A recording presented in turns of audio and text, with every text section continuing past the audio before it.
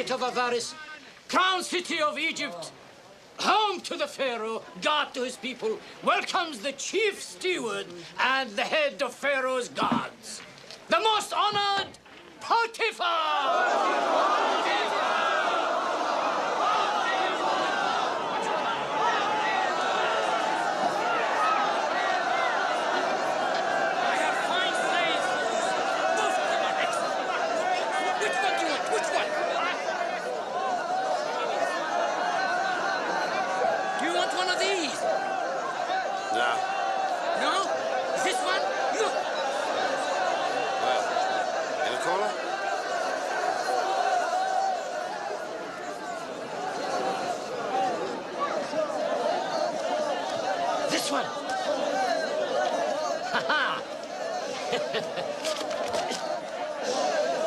This one, sir, he's the best, sir.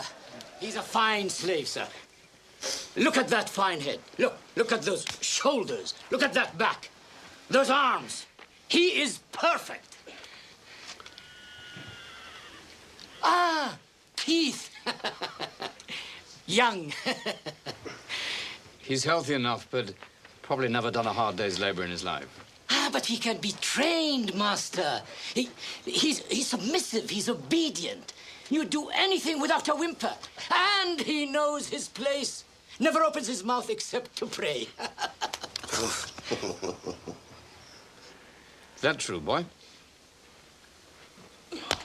Answer the master. And to whom are these prayers addressed?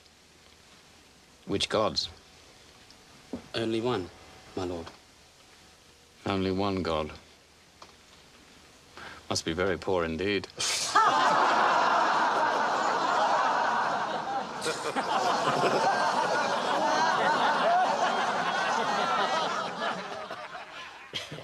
Well, boy.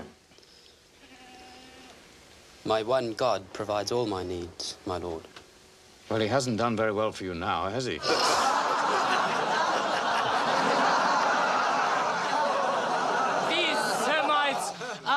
A superstitious lot, my lord. These what? Semites. Semites? Semites. But when they are not praying, they work very hard. Hard workers, are they? Yes.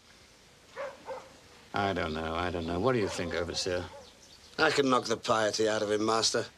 I know that. When I finish with him, you'll need a city full of gods. He's young. There would be 10 more good years in a slave like this.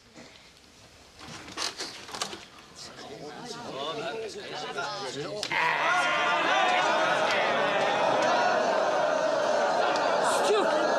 We could have made a fortune. You destroyed the deal.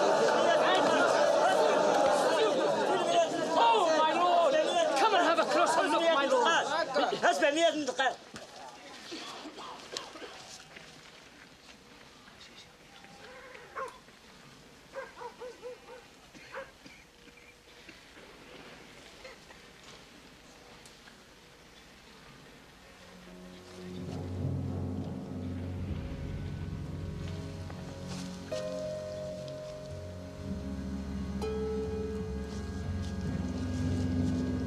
The boy's amusing. For a good price, I'll take him off your hands. He wants it! Did you hear that? He wants it!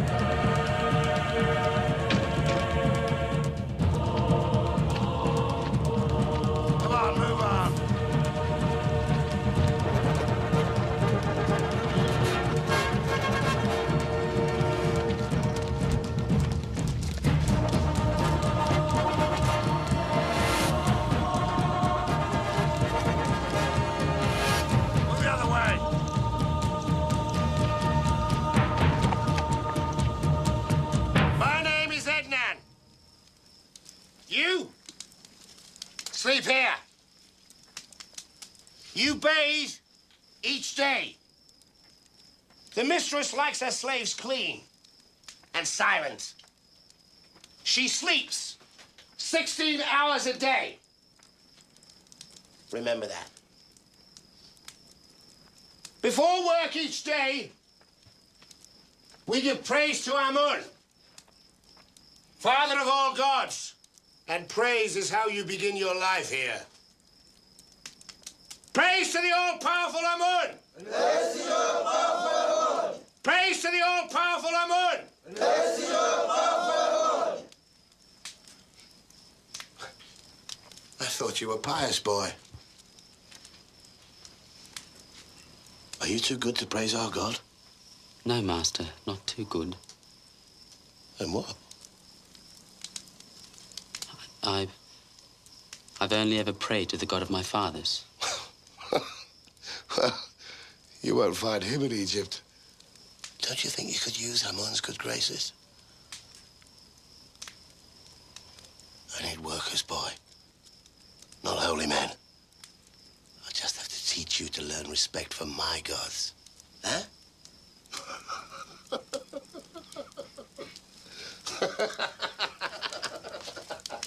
Now sleep! All of you!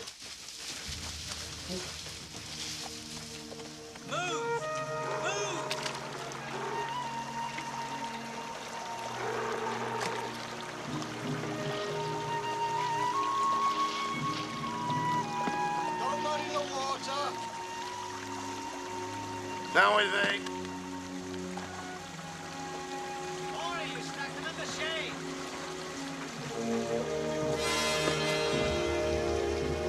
Fill the urn with water. Run, holy boy, run!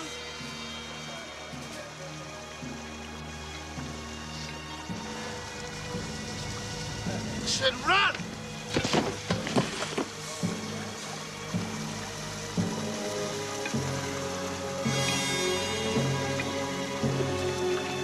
Come on, boy!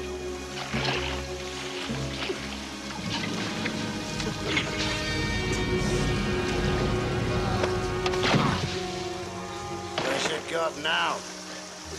Doesn't seem very powerful to me. Are you ready to praise Amun yet? Huh? Not ready?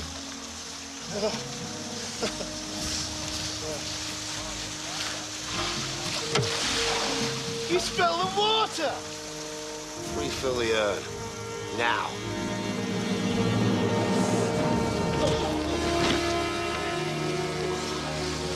It's a fight you want, is it? Huh?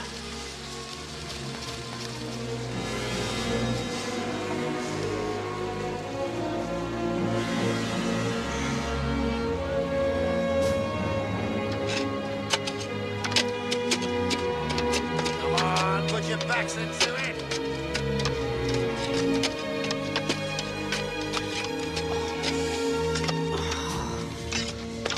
Back.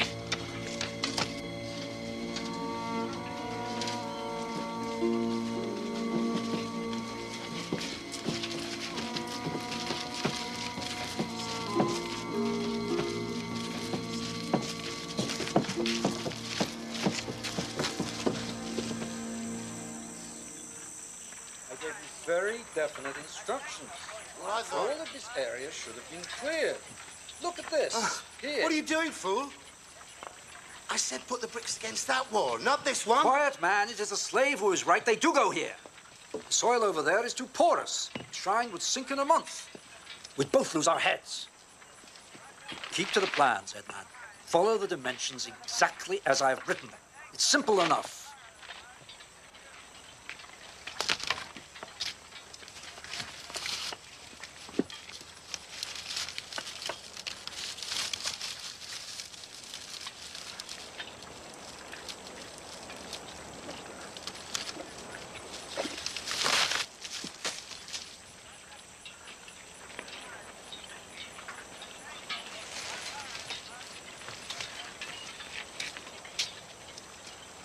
Huh?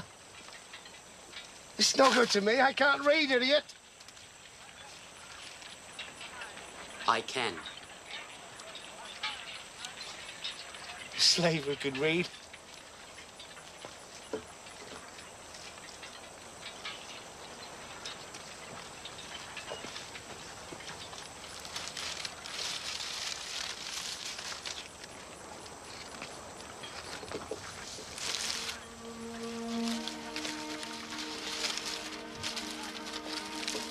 According to this, we begin here.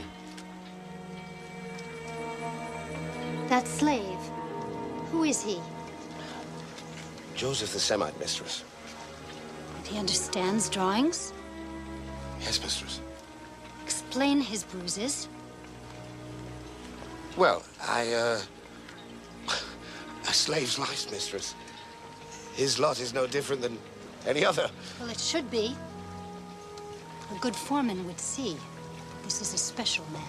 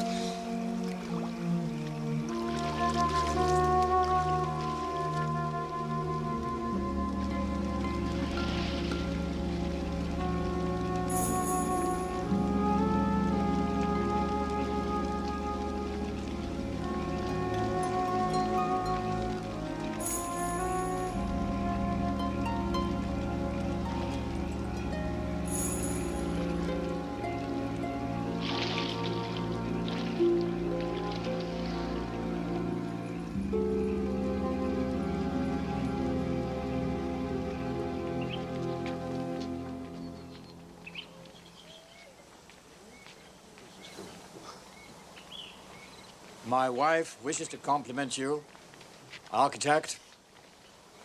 The garden is an absolute marvel. It's quite lovely.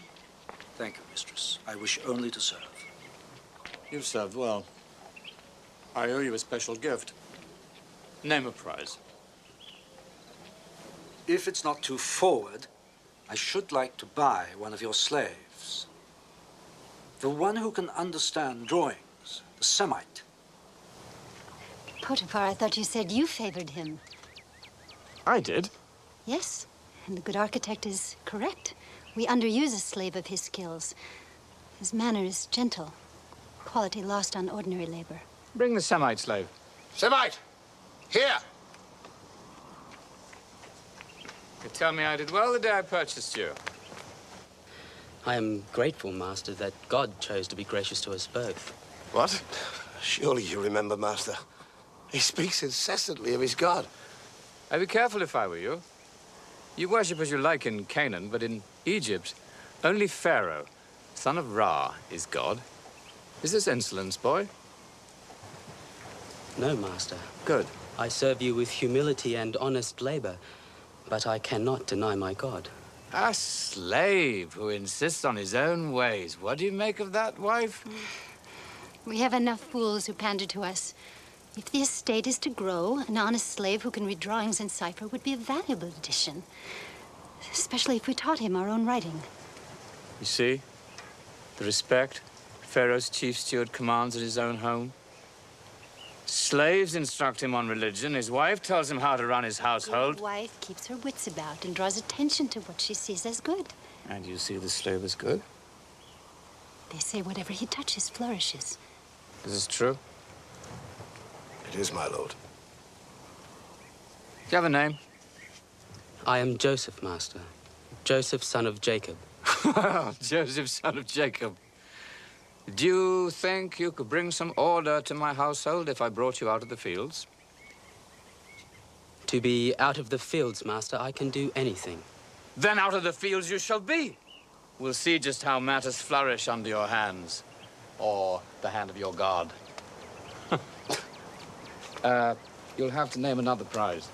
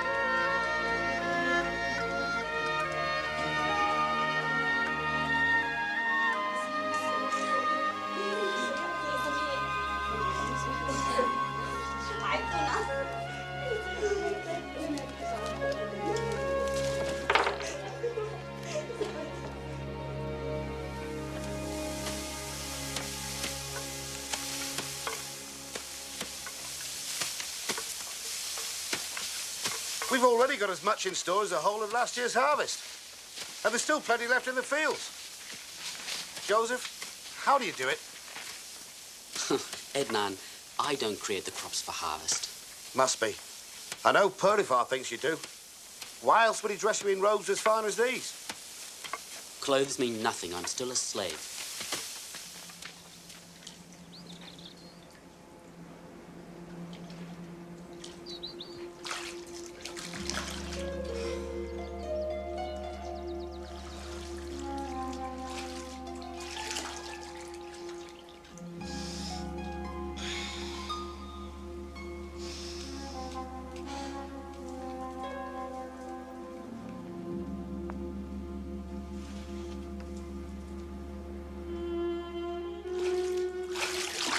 Mistress, please, you should not be here.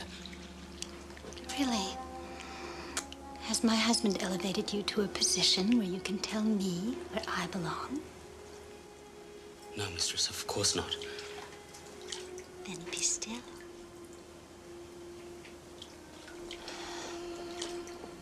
You have some dust on your shoulder. Here, let me splash it off for you. Come on.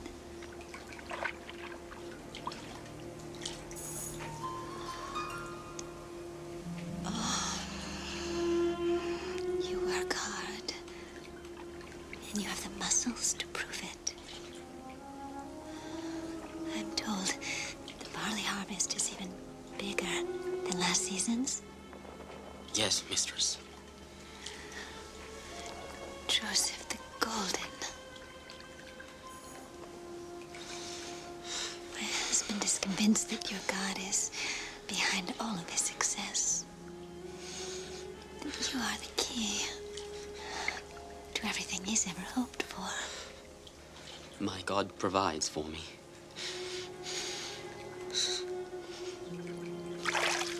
Would he grant my wishes if I were your friend? Please, mistress, I am only flesh and blood, and you press the limits of my strength. You dare restrain me? If my master knew why, he would understand. Really? Is it my fault you lured me here to take advantage of me? He knows me better than that. It's my word against that of a slave. Huh?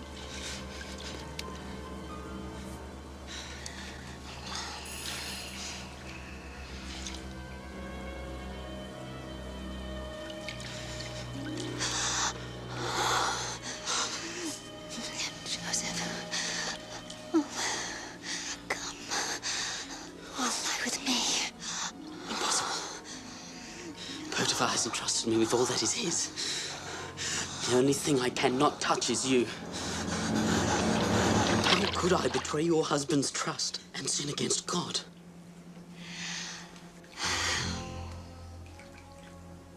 Time will come.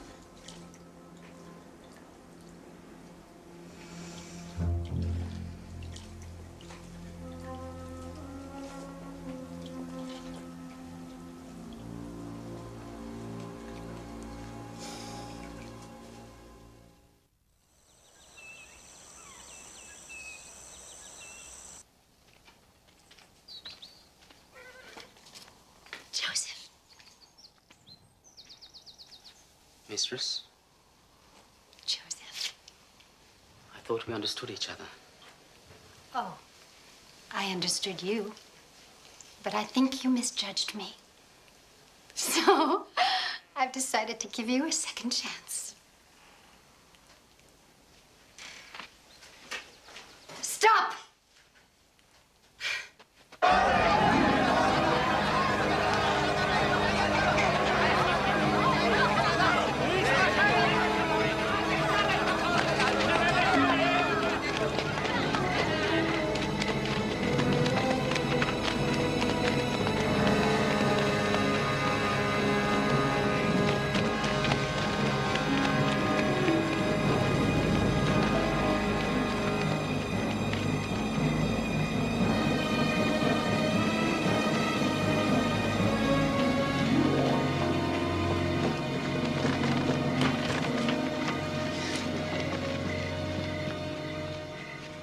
Where is he?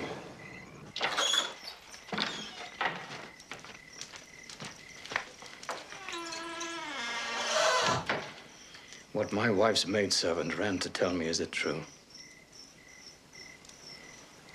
Would you have me call your own wife a liar, Master?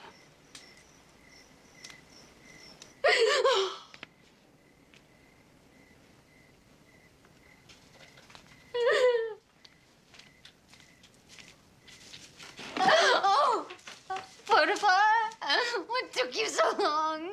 Didn't my maid tell you of the pain I'm in? Yes, of course she did. Of course, my love, but the Pharaoh has first call on his chief steward's time as well, you know. Anyway, I'm here now. And we'll right any wrong that has been done.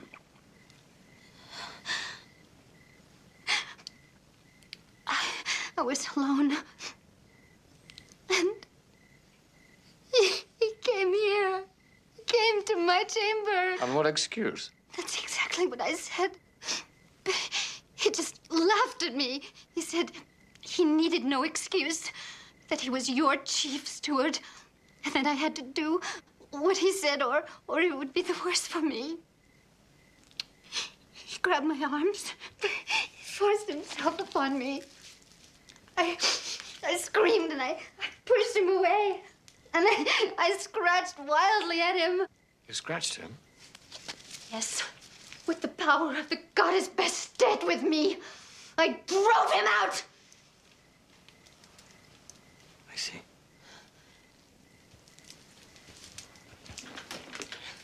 I want the full measure of the law, husband.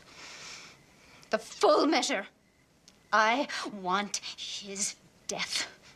Go, leave me with the slave. Come.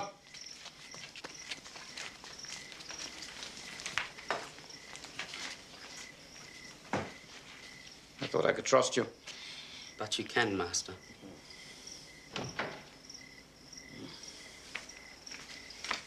If anyone approaches, keep your hands behind you. Thank you, Master. Now explain yourself. How, Master? She accuses you of the vilest crime, Joseph, and demands the full measure of the law in vengeance, which means your head. And a man guilty of that crime would deserve nothing less. So you deny it? Yes, of course. But who would believe a slave pleading for his life? I deserve better than that from you. I've treated you more like a son than a slave. Trusted my entire estate to you. Made you the law of my house in my absence. You, a slave! But your lands prospered under my hand. Which is why I'd rather not see you dead. Take me years to find another like you. Is there nothing you can say in your defense? Only if you allow me to speak openly. As though I were a free man. So be it. But on this occasion only, and no one must ever know I allowed you such a liberty. You know you can trust me. I would never betray you, not after all the goodness you've shown me. Wouldn't you call forcing yourself on my wife a betrayal? Of course I would. And I repeat, I would never betray you.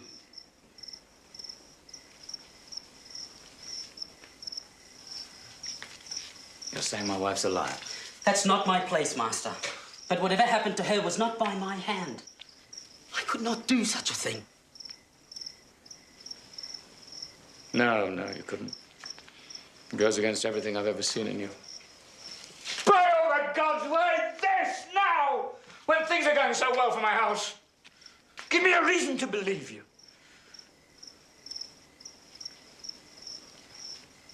When the blood runs hot, a man forgets his acts have consequences. I have seen the evil that comes from rape. It is hateful to me and an abomination in the eyes of God.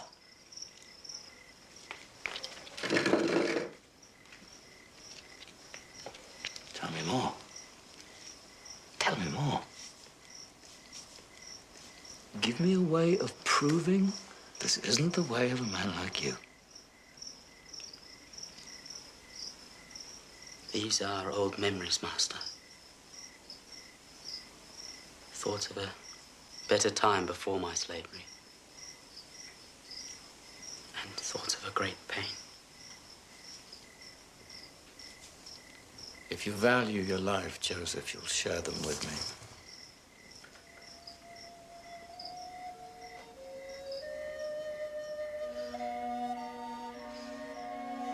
I was only a child. And a happy one in so many ways.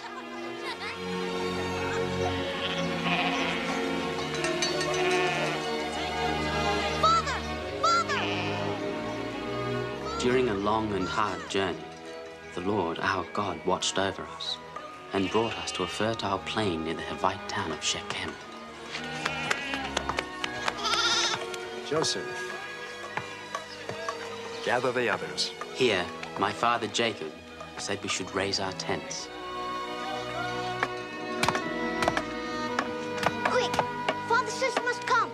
There were my 10 brothers, Reuben, Simeon, Levi, and Judah.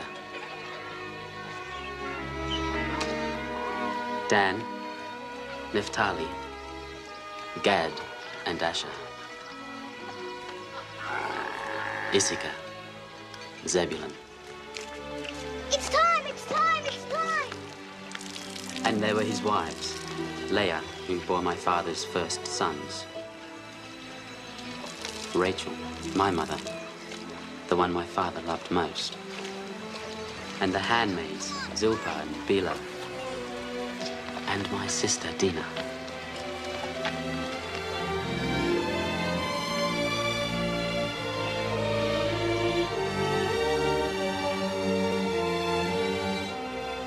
It was a happy time, Master. A feeling we had finally come home.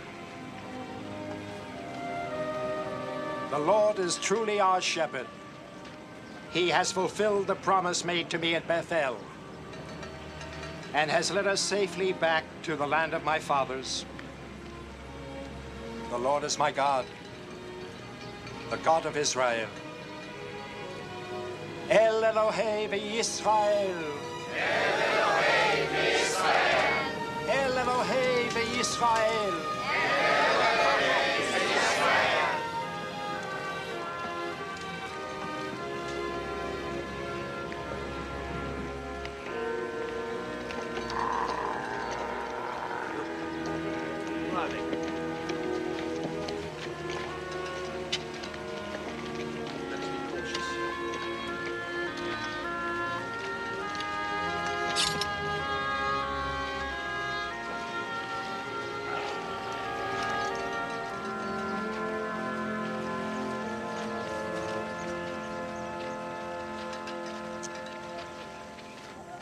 I am Hamor, king of Shechem, which lies behind those walls.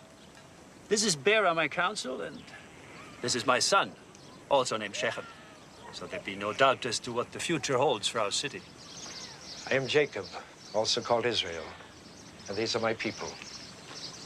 We come in peace in search of a land our God promised will be home for us. I see. And which God is that? We have only one. Just one? You must be a people very short on feasts. Our Lord provides. Indeed he does. Indeed he does. It was to him you dedicated the sacrifice? But where's the idol? I'd like to see a single God who could provide for you as well as this one appears to have done. We keep no graven images. Even so, we know he is always with us. You'll find we're friendly people. And if you also come in peace, we welcome you to camp near our city to find the home your single God promised. We come only in peace. And of course, we intend to pay full measure for the land and the use of the spring. Just name the price. 1/10 of your grain and of your flocks, and 1/3 of the animals' increase for 5 years.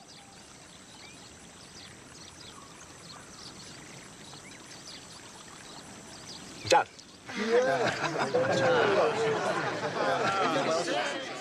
And I thank you for your kindness. We shall be worthy neighbors. Neighbors, yes. Strangers, no. In a week, we honor the goddess Astarte, with a marriage followed by a grand feast. You must join us. But we're so many. Then, at least some representatives. Your sons. Perhaps the young girl here. Your invitation is kind. Count upon some of us being among your number.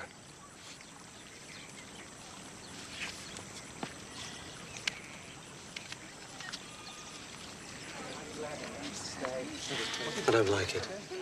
They're fat townspeople. I say we keep our distance, and if they give us trouble... Always the sword, Simeon. Is the hard way the only way you know? It's the surest way. No, the only sure way is the way of the Lord. As he has brought us thus far, he will continue to guide us.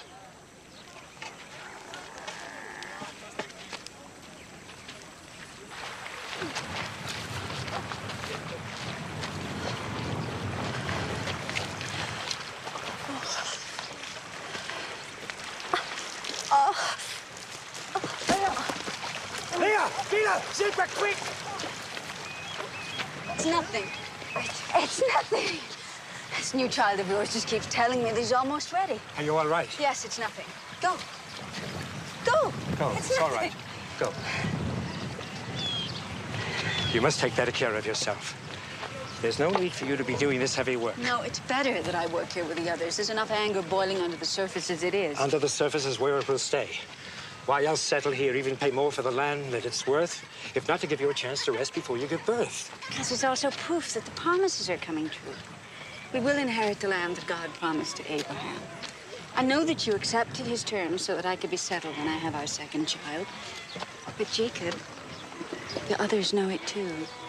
Rachel, I've made no secret of my love for you. I never have. You're first in my eye and my heart. Second, Jacob, second. Joseph comes first with you.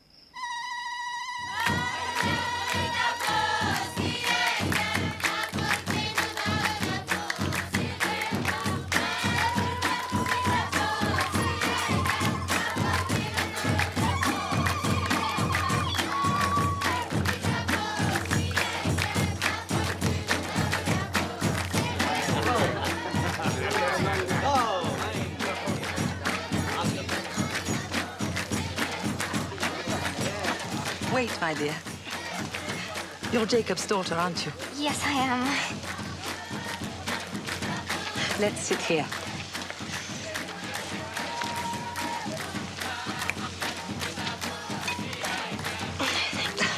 Now enjoy yourself. This is a feast.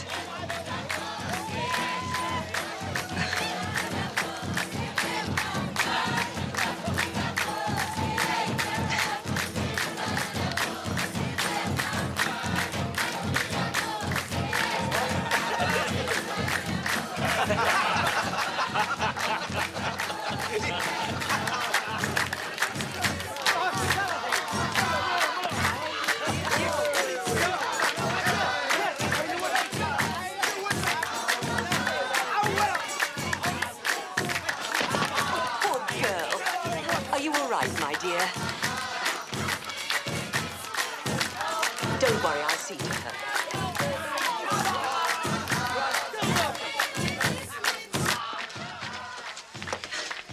You need a quiet moment to gather yourself together. You'll be fine. I'll take you to a cool room for a rest.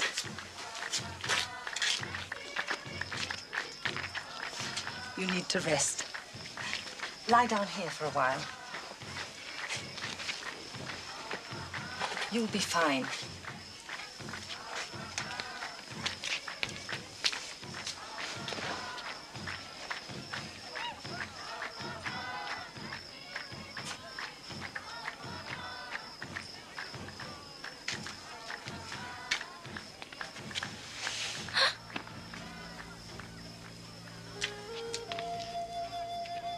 Don't be frightened. It's only me. Yes. I mean, I'm not frightened. You're perfectly safe. Nobody as beautiful as you could ever really be in danger.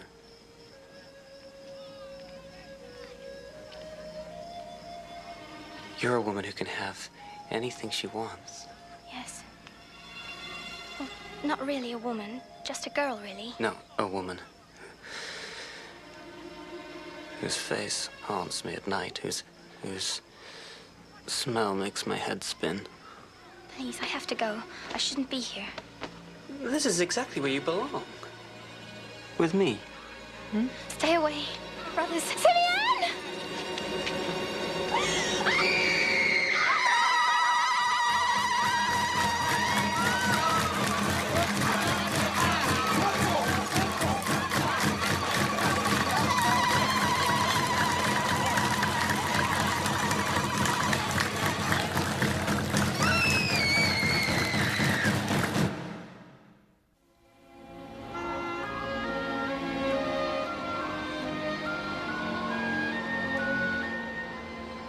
There's no excuse for what my son did to your daughter. To all of you. Other than that he was drunk with love. Right! The crime! Shames us. Violates all laws and traditions. No love can come from violence! I gave you my trust, my friendship. Please, Jacob, listen. I'm asking for your daughter. I ask for her in marriage to my son.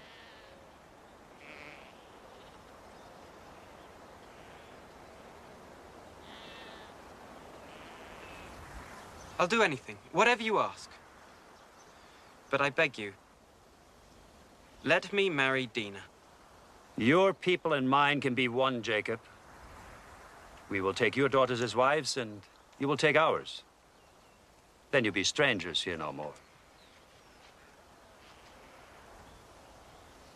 That you seek a peace that can wash away the stain of violence is good.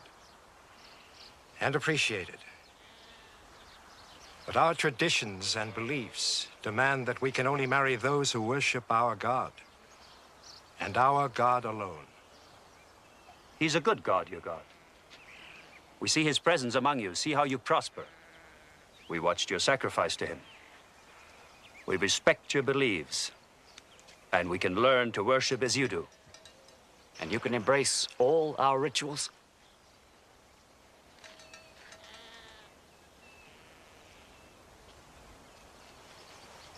We both have much to think upon. Until tomorrow, perhaps. Until tomorrow, then.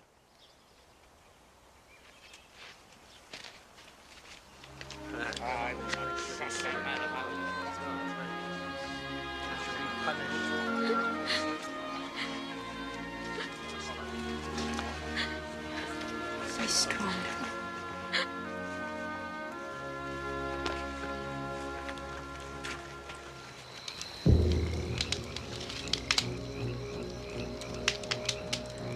Is it that simple? They take our sister for a whore, and the reward is we embrace them, make them family, masters of our women's dowries. Not if I have a say in it. But you don't. None of us do. This decision is for our father alone. I've heard enough. You're like the women clucking away. Good night, brothers. He's right, it is Father's decision. Yes. But what happens after that is something else altogether. Go on. Accepting our rituals means all their males must be circumcised. And if they are, they'll be sick. Weak. At our mercy. Get to the pastures. Spread the word. We'll need every man. 3 days is what it takes for the fever and the weakness. By the 4th morning, it'll have passed. Along with our one chance. Yes.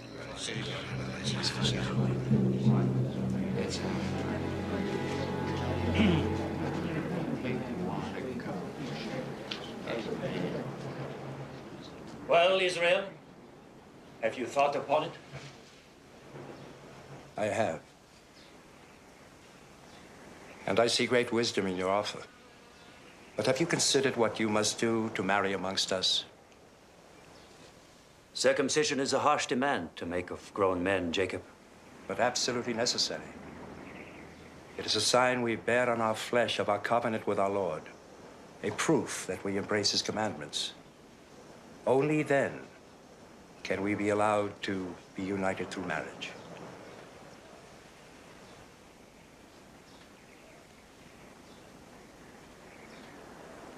So be it. Our men shall be circumcised, and we shall be united in peace. A new and strong people.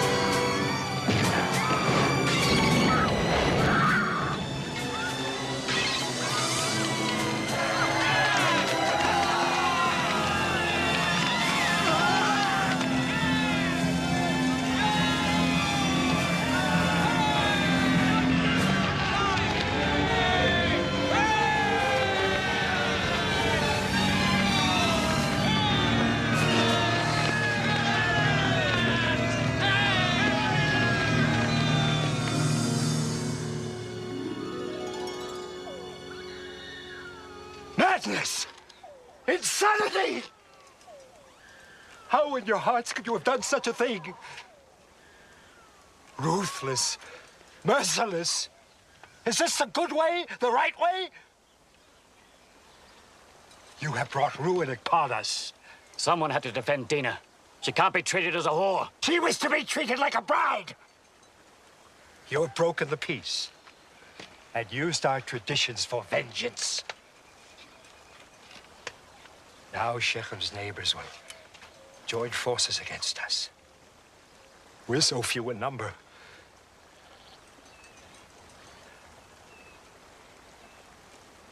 Gather our things. We must leave this place. We must leave this place! Gather our things!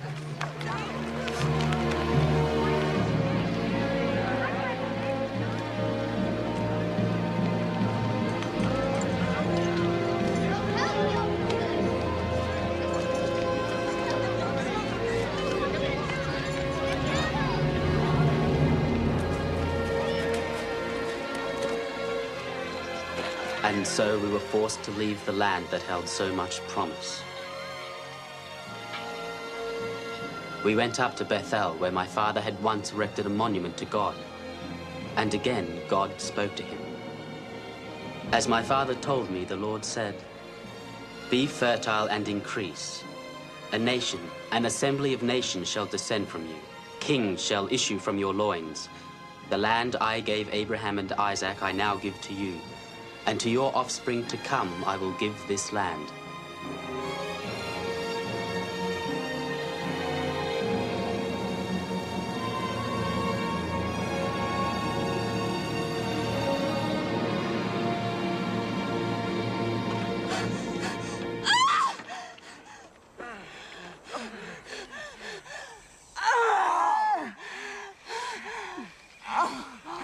Push! Push, Rachel, push!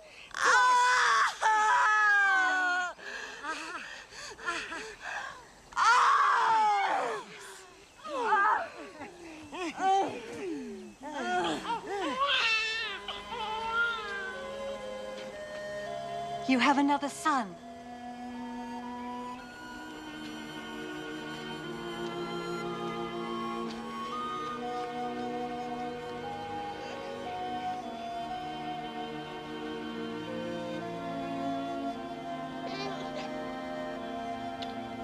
Rachel? Rachel? Stay awake, Rachel! Jacob! Rachel? My sister! Rachel! She's dying! Oh.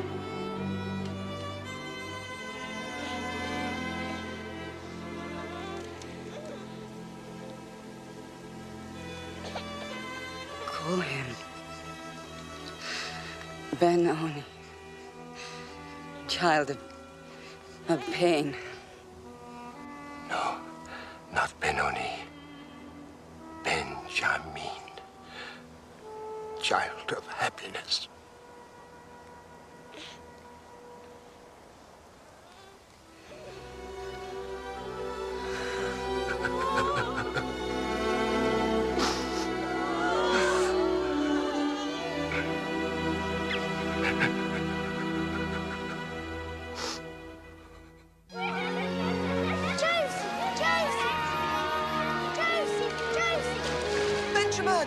Benjamin! Benjamin! Joseph! Benjamin! Oh! Oh!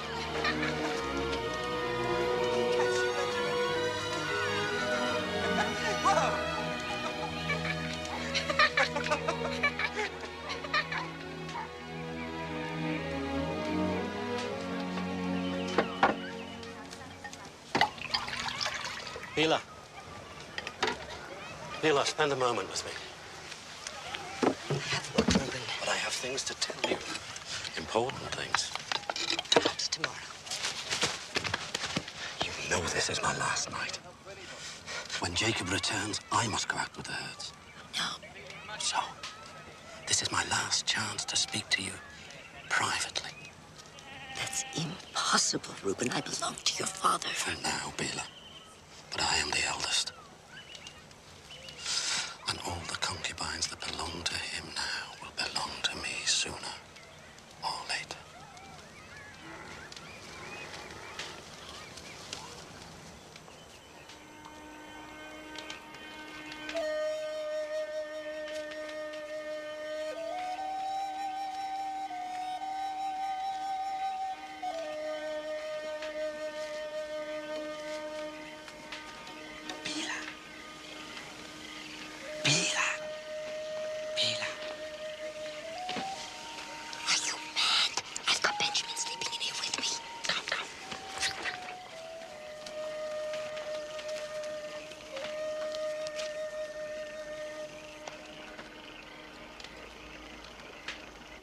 I thought you should know. I should send them both away. Go! How could he do this to me? How dare he do this to me? Reuben seduces Bila, Rachel's maidservant who bore me children. Bila is like a mother to Benjamin. Your sons give me nothing but grief, forcing us to leave Shechem like thieves, forcing us to take Rachel on a trek that killed her. And now this! He was wrong. I know that. But once you speak to him... No more words! Things must change. Reuben is my firstborn. Your first son. No more words.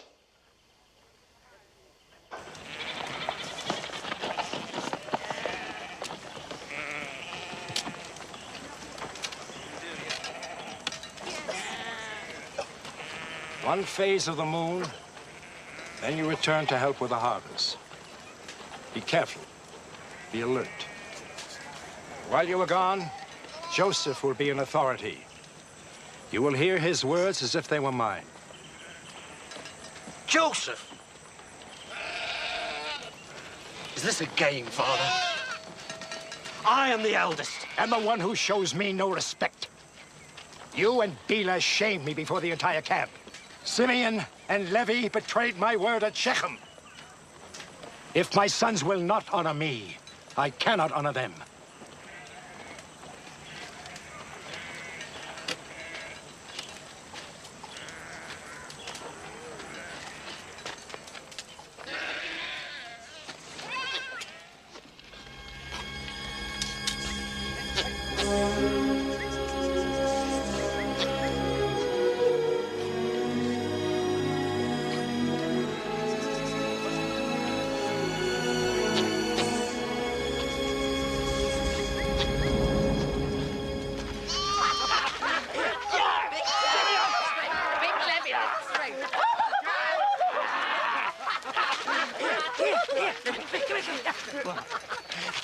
See what Joseph does. Make him eat it.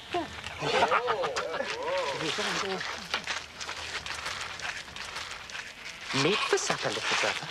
Meat? From where? A sheep. You can pick the one for slaughter if you like. Me, never. Come on. Father specifically forbade us from... Well, he's not here, is he? He's not stuck out here alone, baking under the sun, living on dried fruit. Here's a nice fat one who'll stick to our ribs.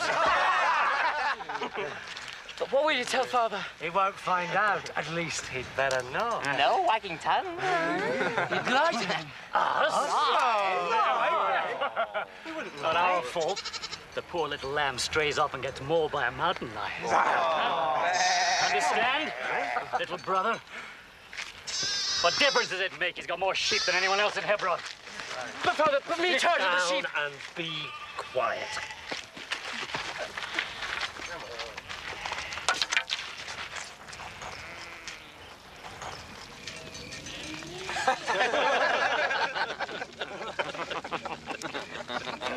Come on, Joseph. Have something to eat. It's only a lamb. Poor little thing, mauled to death by a mountain lion. Eat. I'm not hungry. Look at the hide. Any fool can see it was killed by a wild animal. A close look. Hey!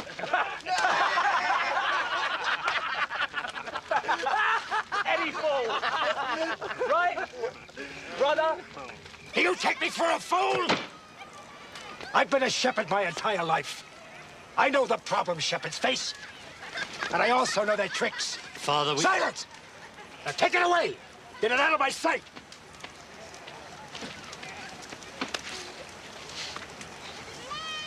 At least now we know what to expect from Joseph.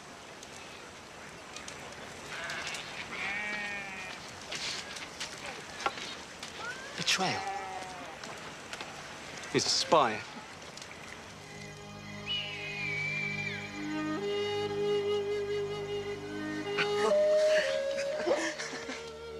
He certainly looks like a prince. So tall and strong. Oh, Jacob, it's beautifully made. If only his mother could see him now. It's wonderful. Surely I don't deserve it. None of his brothers have anything this fine. None of them deserve it. He does. He has proven his loyalty and responsibility. He has earned the coat, just as he's earned the succession. Now, leave me alone with him. Go, all of you. Go.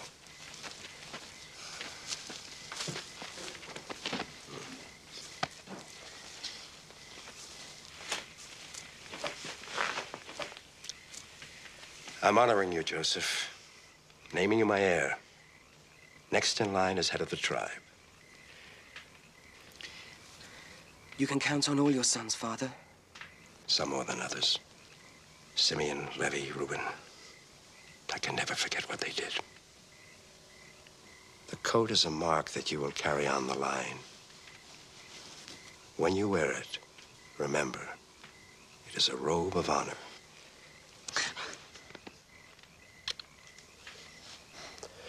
Now, get some sleep. We have a lot of work to do. The harvest starts tomorrow.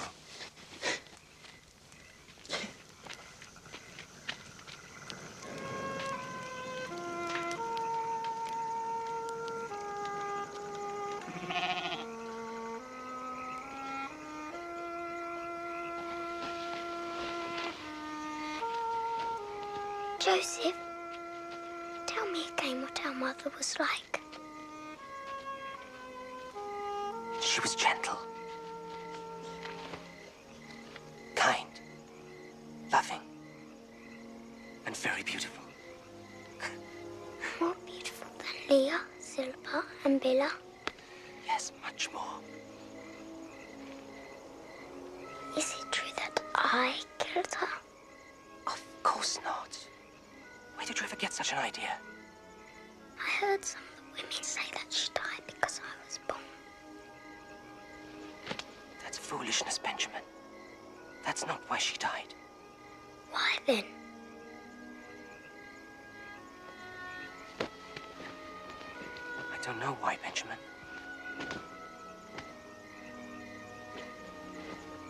People are born, live, and die.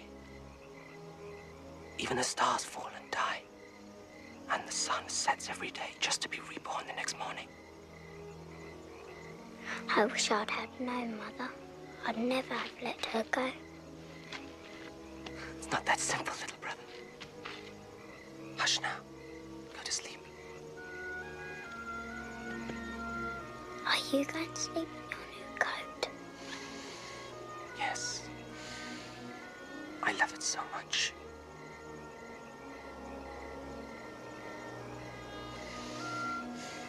I must sleep now. Tomorrow's harvest. Hard work.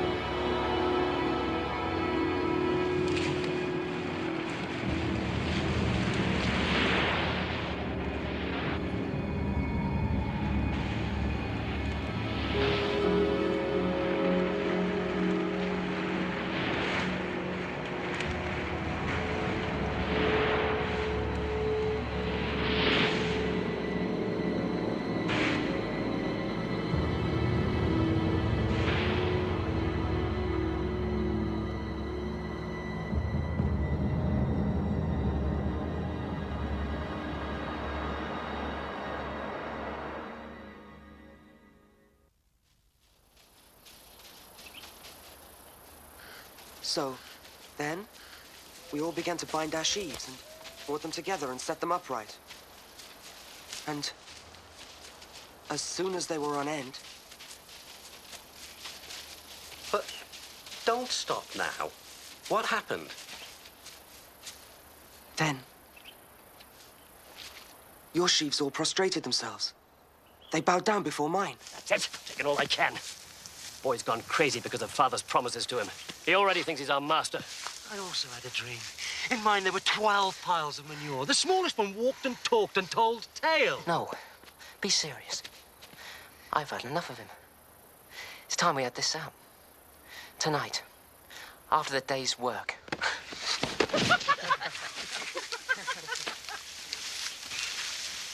We'll see what Father thinks about this.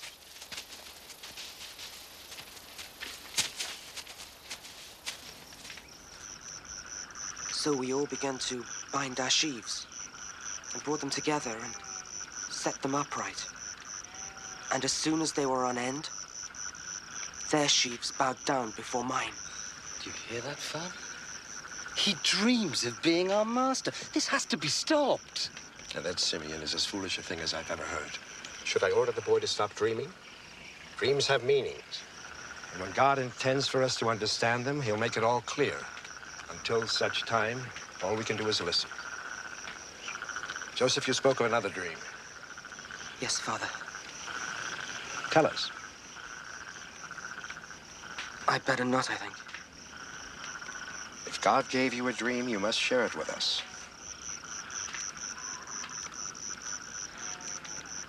I dreamt the sun and the moon and the stars paid homage to me. I don't know what that means. Am I the sun, perhaps? Surely not. Your mother, the moon, your 11 brothers, the stars. I mean, should we all bow down to you? Now you've listened to this madness, perhaps we can go back to the way things were, the way things ought to be. Yes, I'm sure you'd like that. But Joseph's dreams do not change what happened at Shechem, or with the lambs of the fields. Dreams do not change my decisions.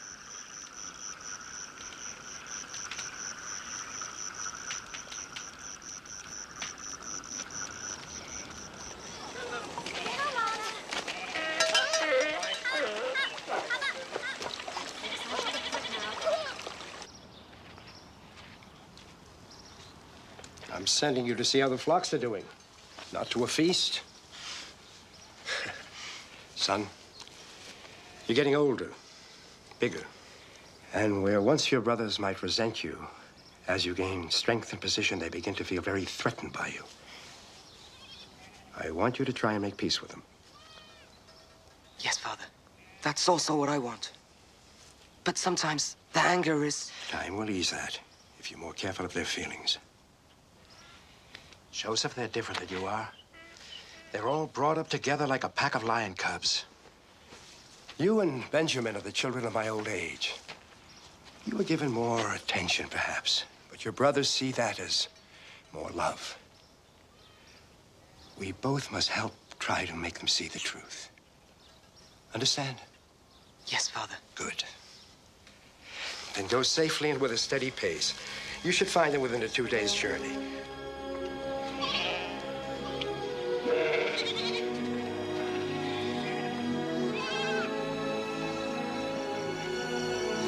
Each night grows colder than the one before. We have another cycle of the moon before we can return. I'm in no hurry. Only thing waiting for us at Hebron is our new master in his wonderful coat. Come, little sheaves. Bow down before the great man Joseph. Come on, bow! Mercy! Mercy, master, please! Have mercy upon us! A wild animal tore a little lamb to pieces! Please, please! Oh, we are innocent, oh great Joseph. Please have mercy upon us. No, my brothers. I'm in no hurry to see him again. It's peaceful here. Unless he comes looking for us. I think we should move west. What makes you think the pastures will be any better somewhere else? We'll move west tomorrow, to the region near Dothan. The grass will be fuller there. Listen to him give orders and predict what we'll find. Must have been a dream. Runs in the family. The only thing I dream about is women. But I do know that if we move on, no one will know where we are. And no one will be able to spy on us. I agree. Let anyone who wants to find us have to dream where we are.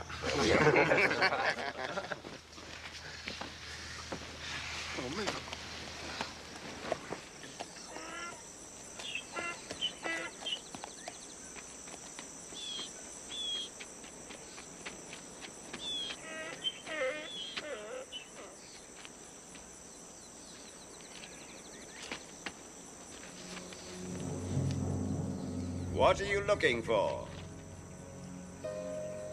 I'm looking for my brothers. They're pasturing the flock somewhere near here. They moved on. I heard them say they were going to Dothan. Thank you.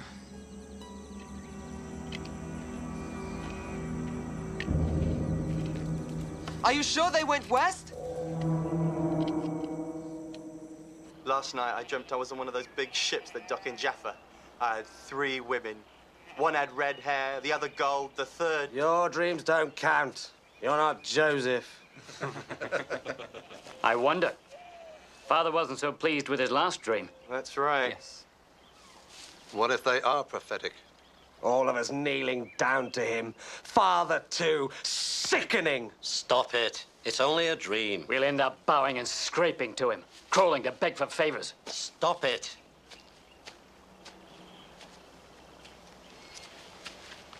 What is it? Here, brothers! Look, the dreamer himself. And in the coat. I swear I could rip it from his back. Father sends you fresh food!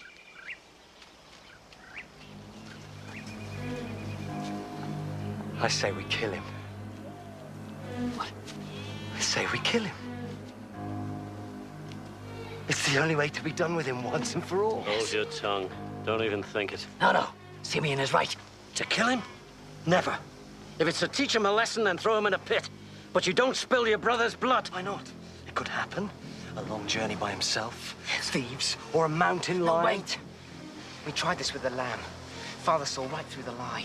Imagine what he'd make of this. The fact that he caught us in the last lie would make this one all the more believable. Yes. He'd never expect us to lie a second time, especially about Joseph. Brothers! Well, this is the only chance he'll ever have to be done with him. That's right. To assume our rightful place once the old man's gone. Do it! You've lost your minds. You can't spill a brother's blood. Have you thought of the curse which will fall upon us if we do this? Stop it! Stop it now before it's too late! Stop what? Ignore him. Don't speak to boys who come to work in groom's clothing. We come in search of more tales to tell. Father wants a report, and he thinks I'm the one to do the job. He told me... Forget what he told you. You report on me, and it'll be the last thing you do. Simeon! I'll do as Father instructed. Simeon, stop it! I'll do as Father tells me. And your warning smells of too much water. Hold him back!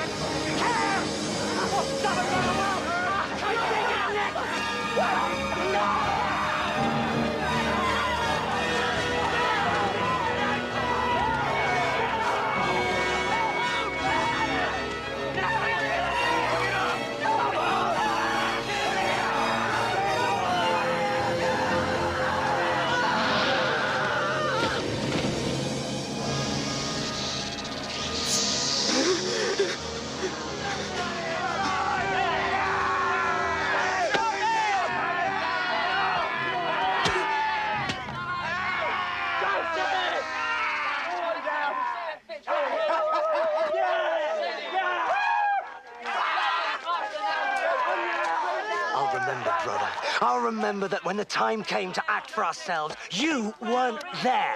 No, I wasn't. Perhaps I'm just not as big and brave as you are. Brother. You're letting him go? And what if he tells our father? He won't do anything. Not Reuben.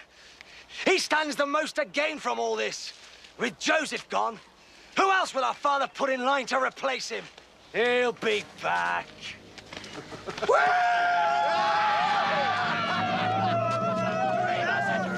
Joseph! Hail to me!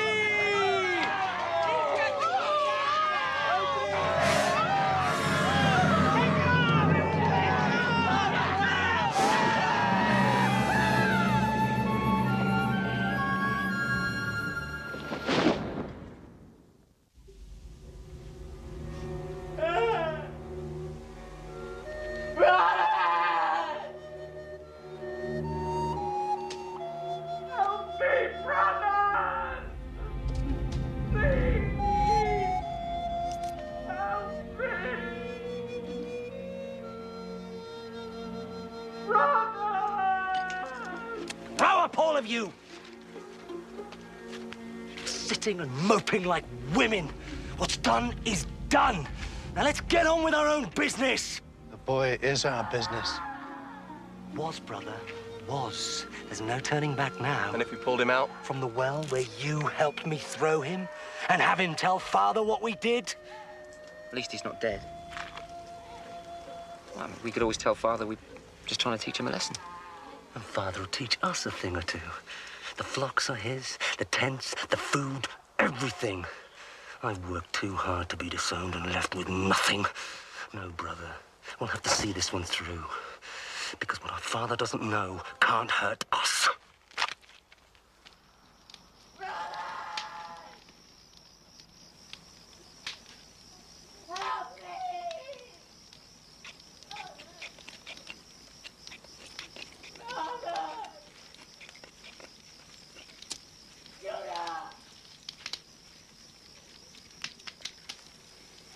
There's not much grazing left in these fields.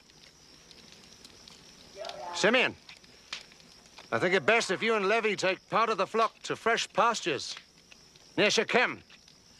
So you can fish out the boy and throw the blame on us? Never.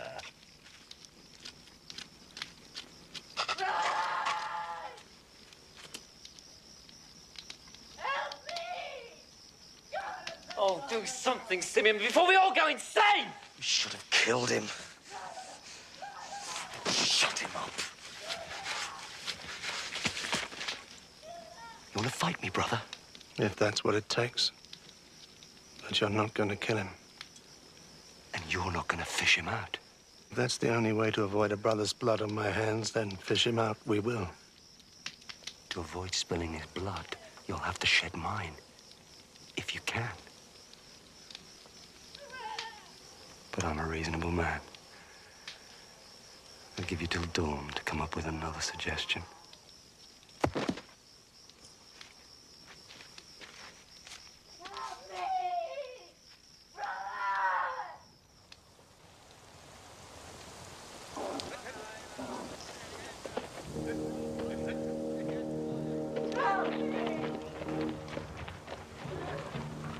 Ishmaelite traders!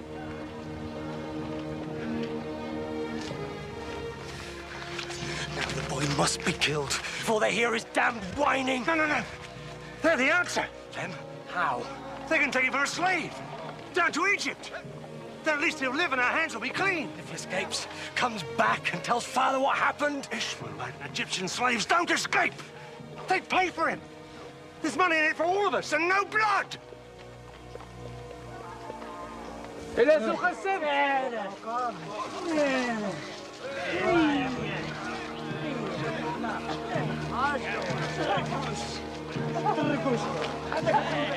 $20 shekels, not a piece more. In silver? Of course. Done.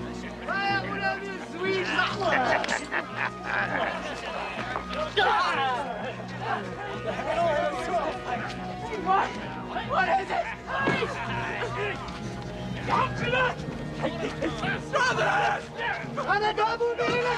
Help me! Please! Brothers! Brothers! Help me!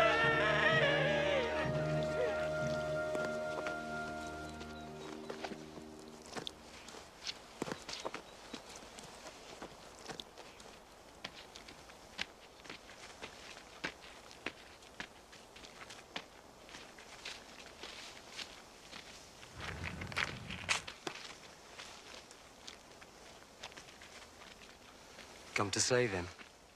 I won't have his blood on my hands. It's too late for that.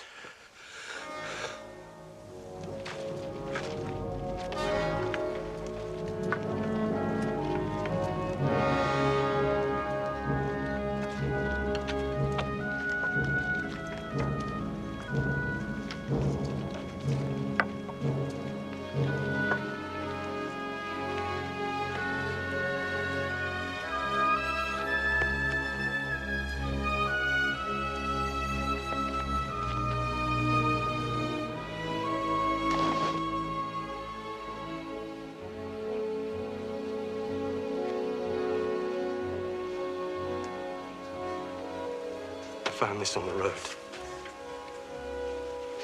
It must have got lost. A wild animal. No! No! No! No!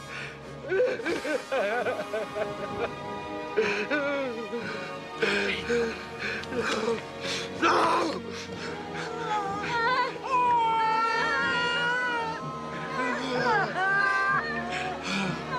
What's left of me if Joseph is dead?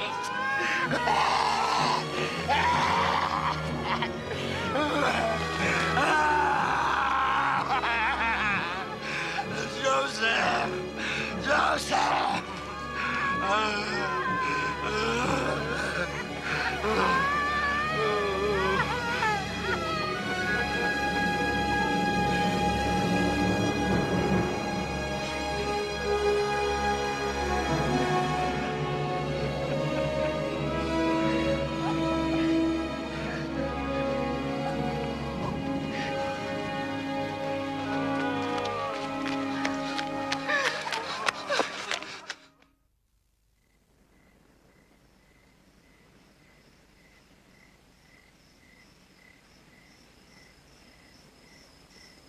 Here then, Master, is my version of events. And may the Lord my God stand by me as I speak only truth, and desert me if I lie. If you lie, I will kill you. It was the last day of the harvest festival, the gratitude to the gods. I set about arranging the house, believing it to be empty.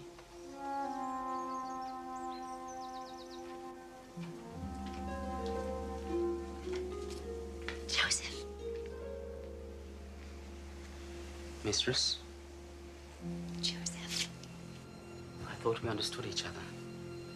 Oh, I understood you. But I think you misjudged me. So, I've decided to give you a second chance. Stop! Joseph.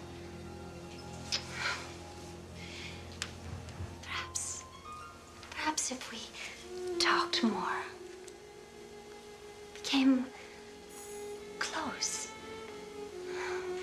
perhaps you might see me differently. You might see how melancholy I am. My husband is so busy all the time. Loneliness is a terrible thing, Joseph. I know you hurt, but Oh, you are not a common man. Where does the mystery come from with you? Where are you from? this house is my home now. Tell me about your father. You once said he was a prince. Does he have many herds of animals? Servants, fields? Yes. So he is a powerful man. Do you think he is happy with his wealth? I don't think my father's wealth brings him much joy. Then what would? I expect if he could see me again. No, your freedom is within my gift. Yes. But I can't. It would offend God. You know you want me. Look how you're shaking. You want me as much as I want you. Come, Joseph. Come lie with me. Leave me! Stop! Who do you think you are, you fool? You dare lay a hand on your mistress? Ah, my husband would kill you for this.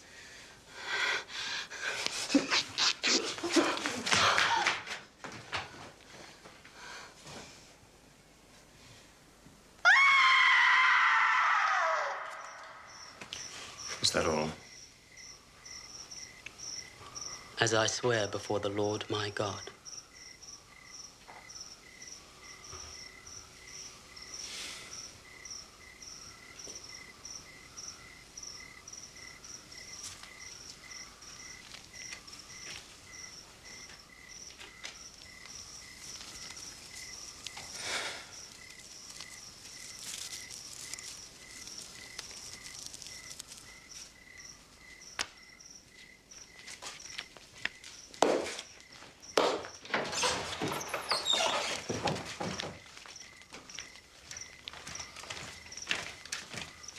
Summon the household.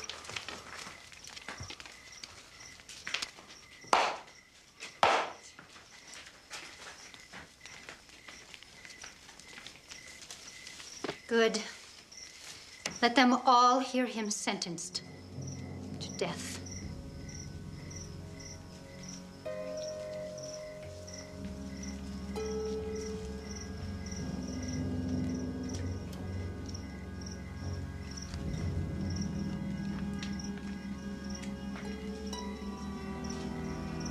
I have heard the reports and weighed them. The slave is guilty. Here then is my decision. As I say it, so it be written, so it be done. The slave is to be taken to the Pharaoh's prison and held there at my pleasure. The jailer is to report to me weekly on his treatment and his progress. Thus is this matter now closed.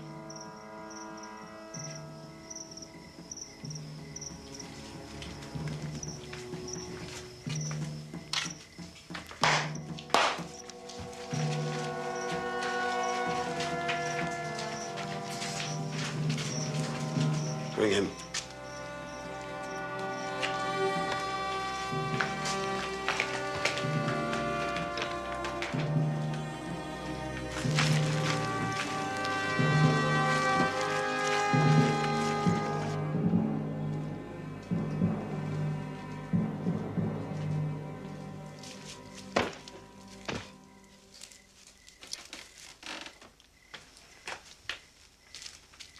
You humiliated me.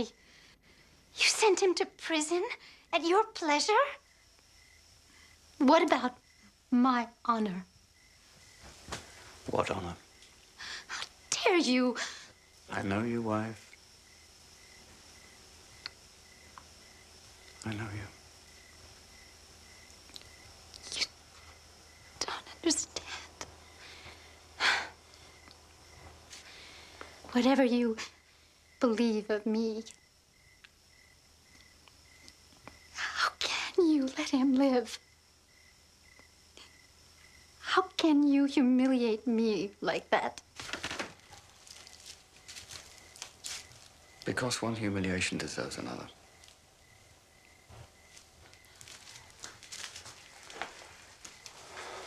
Wife. Anyone who knows Joseph also knows that if he swears by his God, he's telling the truth. What is more important to you? His God or my good name? The truth? The truth. Yes, that's what matters. Well, then, you might as well set him free. Complete my shame.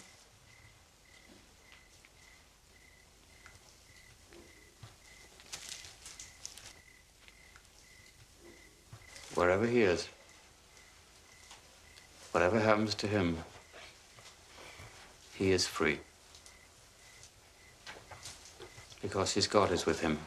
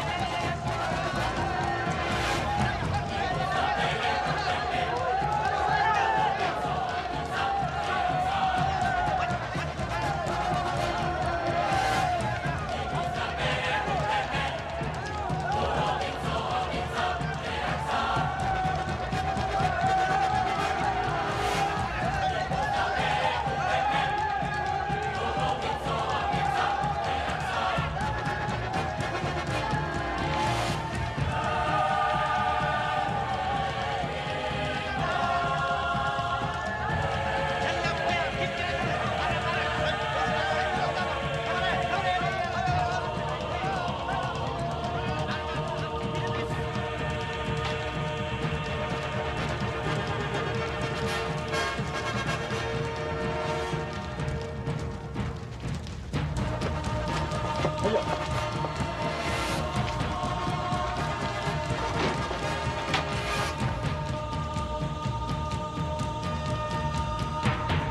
heed to Potiphar, chief steward of the Pharaoh.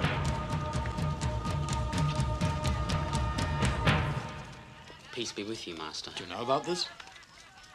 The warder said only to expect 2 new prisoners. The excellence of your work here is becoming common knowledge. They say the prisoners have never eaten better. The warder's never been richer. The Pharaoh has never had to spend less to keep his jails running. 10 times a day I'm asked how you do it. God blesses my work, Master. As I've seen for myself. And I know that one day he'll see me gone from this place. Well, he'll have to deal with the Pharaoh first. I'm not so sure they're on speaking terms. As you see, 2 very fine specimens.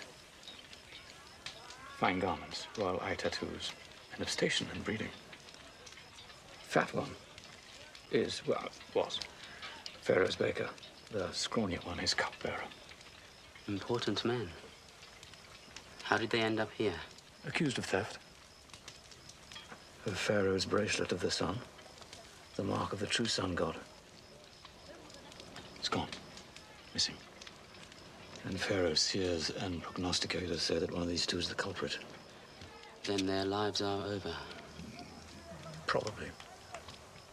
But you never know what can happen.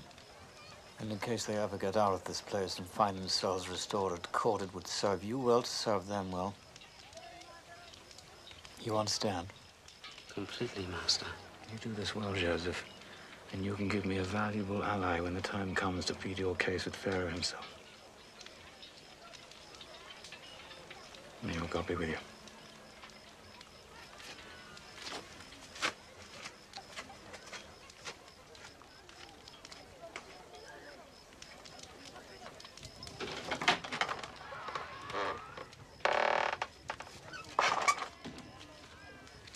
I am Joseph, my lords. I have been instructed to attend you during your stay here. Are you the warder? No, my lord, his servant.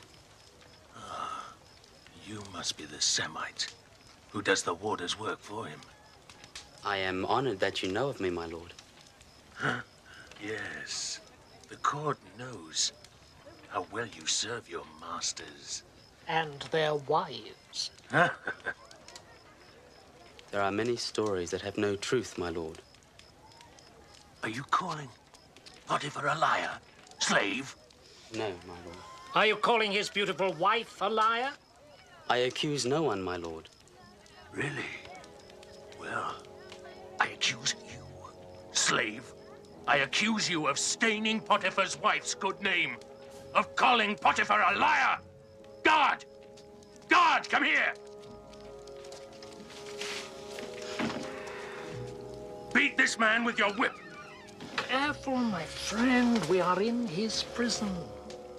His prison? He's a slave. Potiphar will thank me for punishing such insolence. Don't look to this slave for permission. I serve in the court of the Pharaoh, God on earth. Do as I tell you.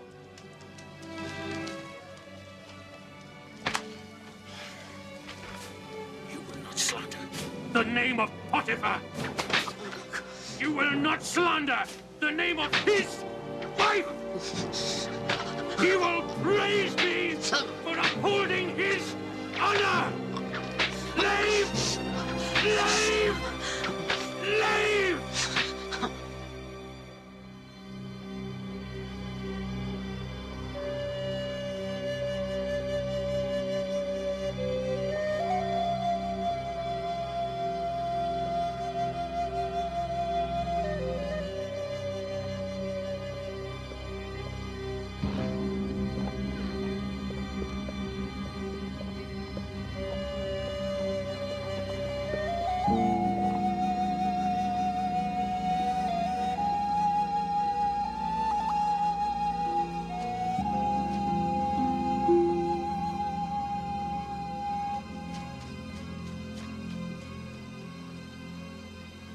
They say this season's market will be bigger than last.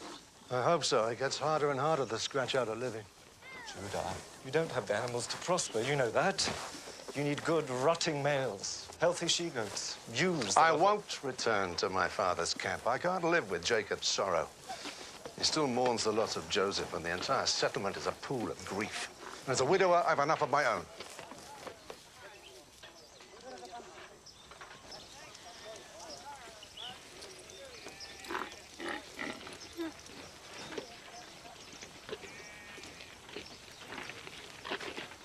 I will give your camel water, master.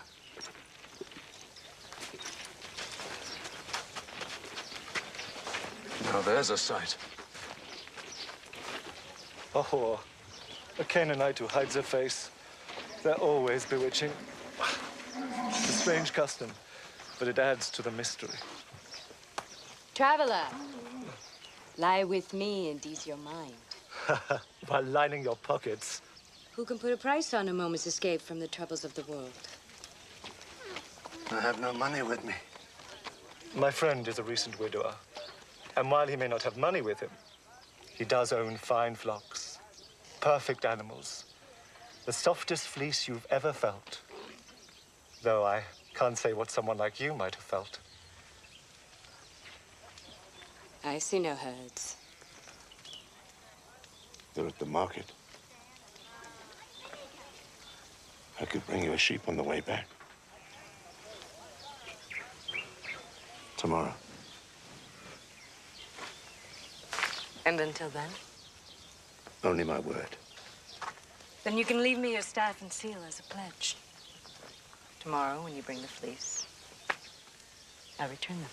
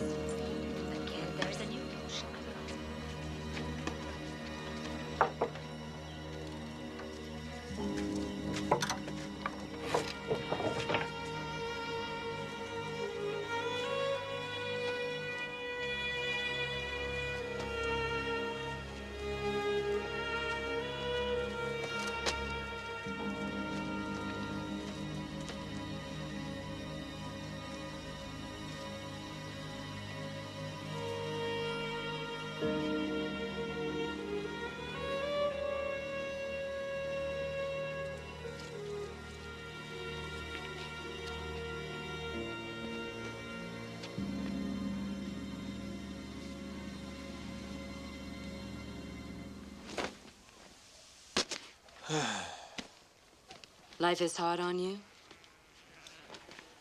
A barren daughter-in-law that buried my first son. People die. They do. But as is the custom with my people, I forced my second son to marry her so that his brother's wealth would not be lost. And he too died. Misfortune indeed. You have other family? 11 brothers. Once there were 12. But the second youngest was taken by a wild animal. And ever since, not a day passes but my father sheds a tear at the youngster's memory. His sorrow was so thick I had to leave and start my own encampment. You grieve as if the boy's death was your fault. Never. In no way. Why would you even think such a thing? No injury intended.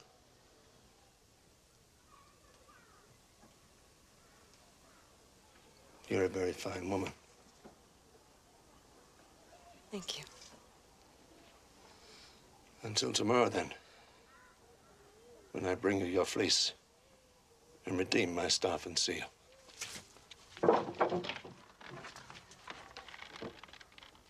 Until tomorrow.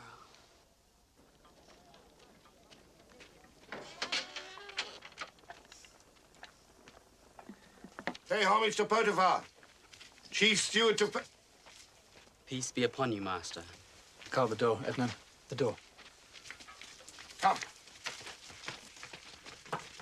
The warder tells me your distinguished guests aren't sleeping very well. It seems their sleep's troubled by dreams. They're not alone. Strange dreams.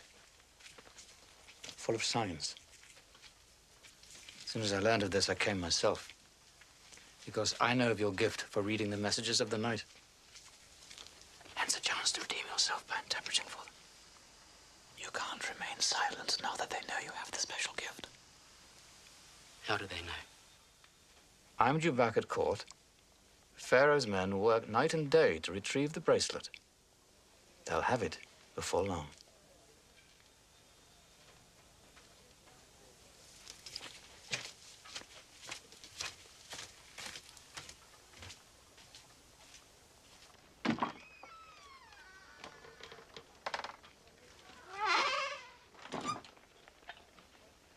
I hear you have the gift of second sight.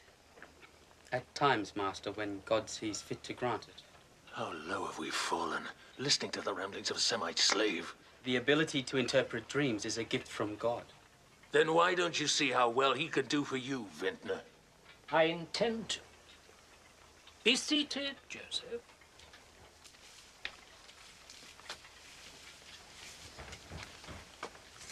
Here is my dream. I was in a vineyard in the countryside. There was a vine in front of me, and on the vine were 3 branches, one of which began to bud.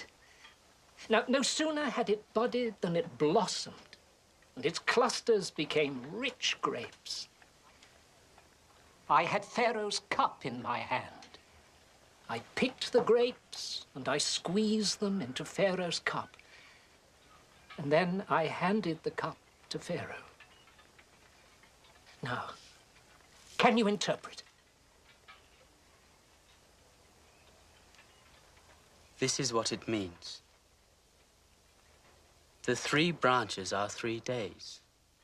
In another 3 days, the Pharaoh will lift up your head and restore you to your position. Then you will hand the Pharaoh his cup as you have always done. Rest easy, your days here are numbered. Can it be true? Now listen to me, slave. I, too, had a dream. There were 3 wicker trays on my head.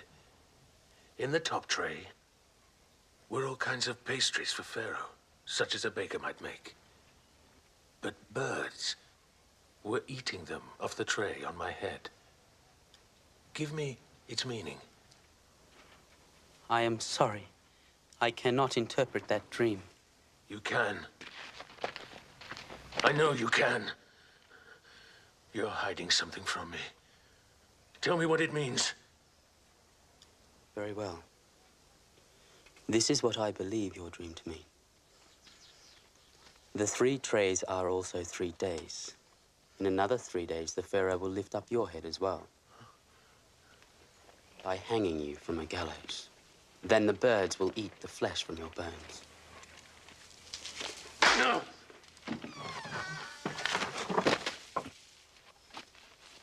The Pharaoh's bracelet has been found. Warrants have been issued. What does it say? She promised she'd be here. More to your good fortune, she's not. You kept your end of the bargain. If she's not here, then you get the sweet memory of her bed and get to keep your animals. I gave her my staff and seal as a pledge, remember? Come. I think I can find her home.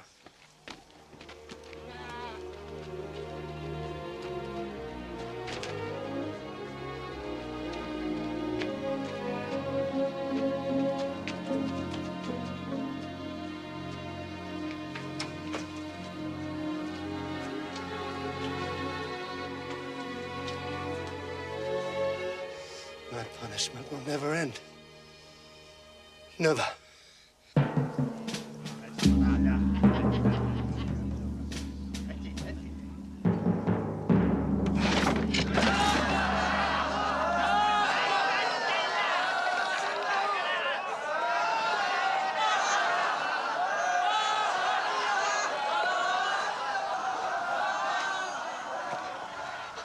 I am most grateful for your judgment in this matter. I always knew, even in the darkest days, that I could always... Yes? I trust my master's stay here was made as easy as possible. Yes, yes. Considering the circumstances.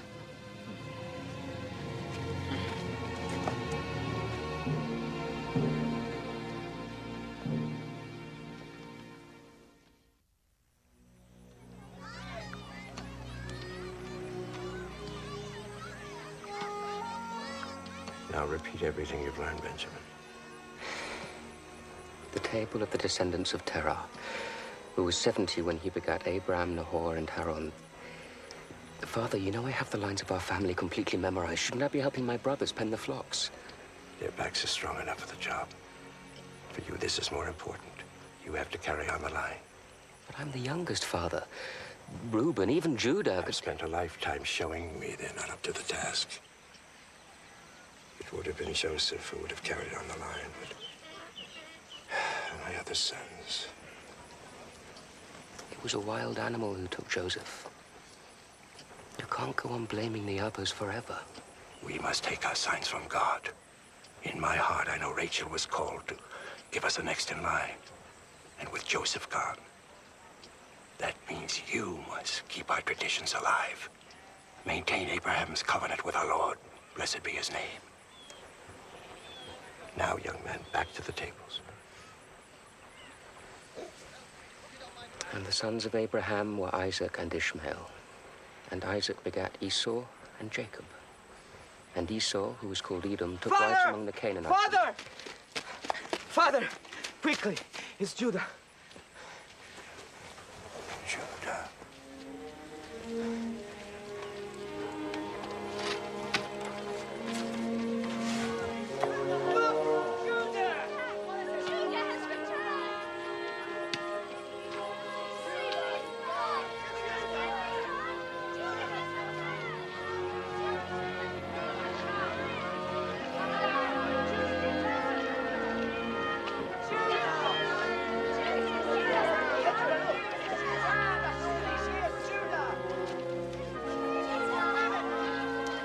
Reuben.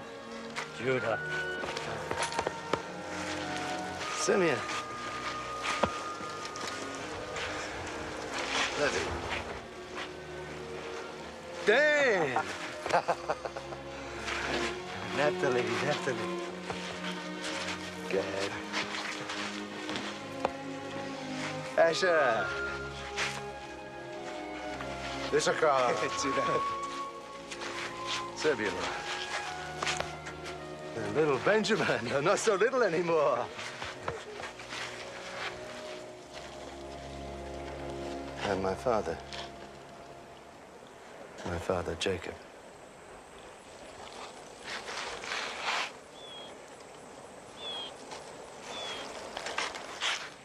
Welcome to our camp. To you and yours. I am surprised to see you. I couldn't stay away from you, Father. Especially now, when my clan faces a problem that needs a wiser head than mine. What sort of problem? Tamar, widow of 2 of my sons, and betrothed to Selah, my 3rd, is with child. And Selah is the father? No. And she refuses to say who she laid with. And no matter how hard we press her, she stays silent. Then, by custom, she must be banished.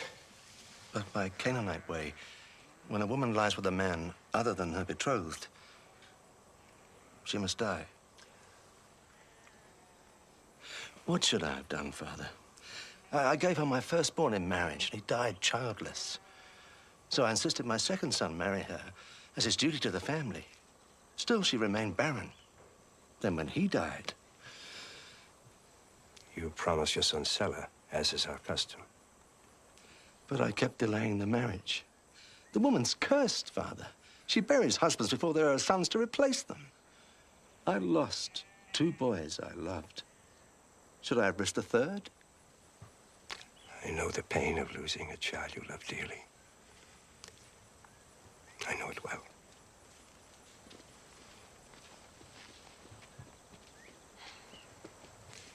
Yes. She'll speak of anything you ask, except the father of the child in her stomach. And she's unafraid. This is not our problem, Jacob. That much is true, Judah. You left this camp and established your own line. You must be responsible for yourself and the decisions you made.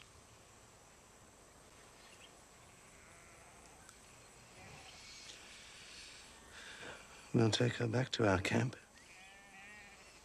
There, by Canaanite custom, she must die.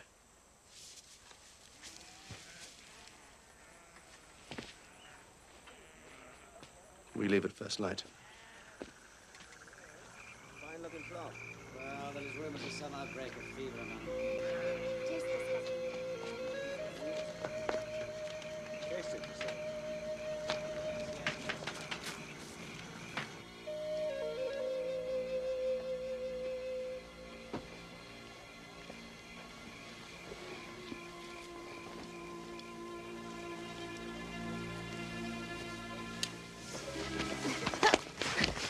So what do you have, a knife?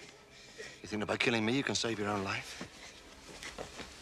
You do me a favor, whore! By trying to spill my blood, you justify my own decision to see you executed.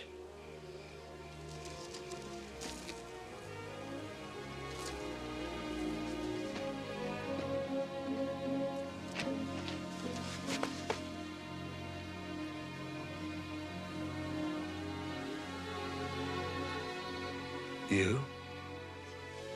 I only did it because I wanted a child. This child that is rightfully mine. A son to continue the name of my husband, heir. Your own son and firstborn. But you didn't sell it to me when it came of age as you should have done. You're a very courageous girl, Tamar. But not brave enough to face death. That won't happen. I have enough to answer for. The crime of taking your life for something I have done is more than I can bear. You were right and I was wrong. I should have given you to Sulla. The only sin there is belongs to me. You will live to have your child and raise him as a mother should. Living in your own tent with respect and love.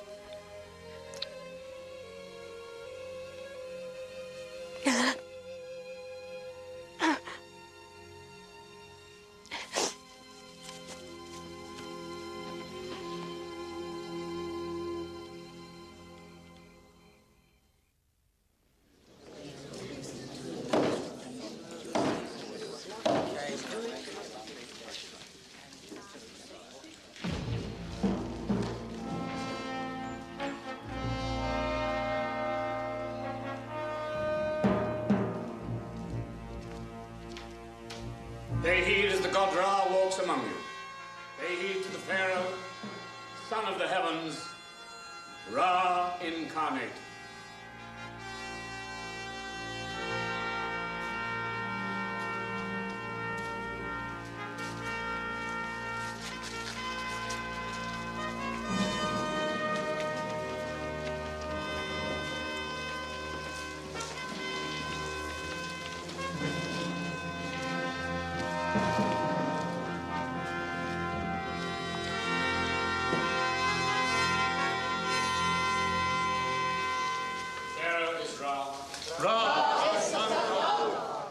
As the god Ra fills the heavens with the sun, so the Pharaoh Ra on earth does the same here below.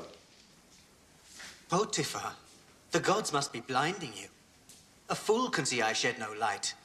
The Pharaoh is not well. Physician, attend the god on earth. It's not my body that ails. If you knew your signs, Vizier, you'd see it's my heart that weighs me down. I'm beginning to wonder if you know your art. If the Pharaoh is in pain, then let him speak of it, and the answer will be his. Dreams. I'm haunted by dreams. I dreamt I was in the great river, communing with my spirit in the heavens. Near me were 7 wonderfully fat and gentle water cows who seemed to float along with me.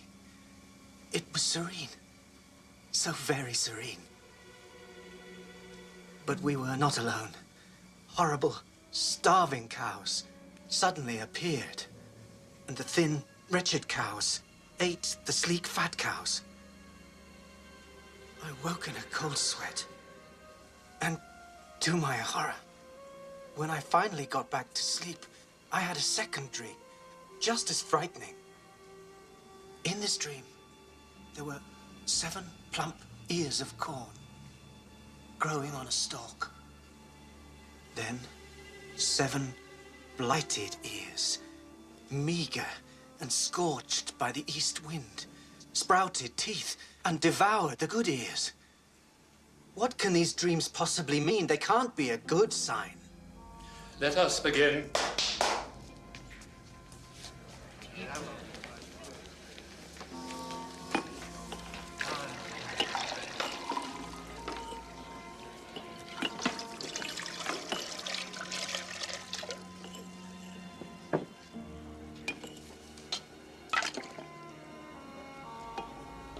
A cup of wine.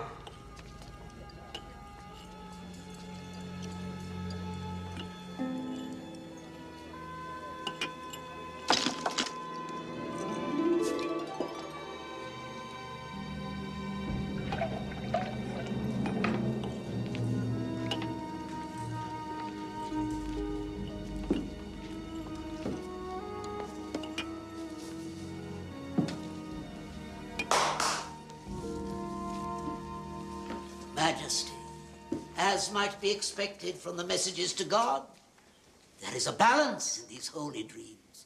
First, the sacred life-giving Nile, and then the divine presence of the omnipotent Pharaoh himself. The healthy cows, and then the lean cows. The ripe ears, and then the unripe ears. I know what was in the dreams. I had them.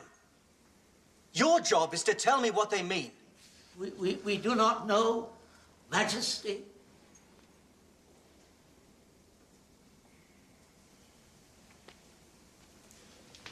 How can you remain silent when you know there is a man who can ease your Pharaoh's mind? I dare not, Master. Pharaoh's mood is black. I dare not remind him that I was ever in his disfavor. Come on, man, don't be a fool. But I am a humble wine bearer, Master. It is for you, Potiphar, the chief steward. It is for you to speak up. More wine!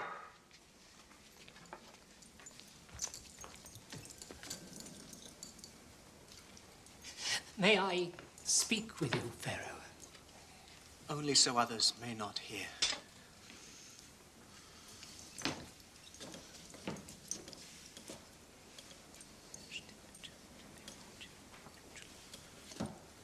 You have the dreams of your Pharaoh interpreted by an alien slave? Sire, the Semite slave interpreted both this man's dreams and that of the baker. He saw the Pharaoh's hand in our dreams and predicted his judgments accurately.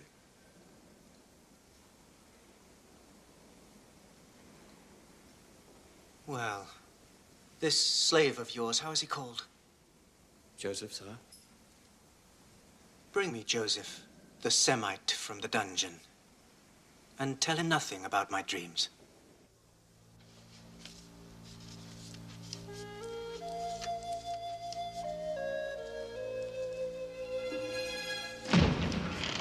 What is this? I order you, speak! What are you doing? Please. What have I done?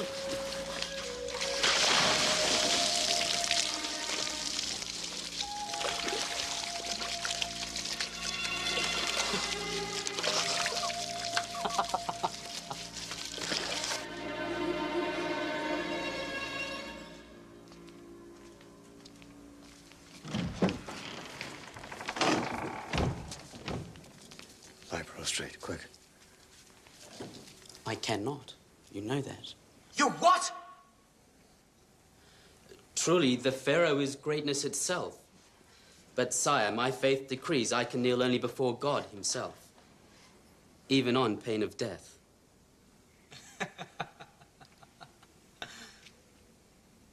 Come forward. Take heed, magicians. Whatever else, I know this man won't lie to me to save his life.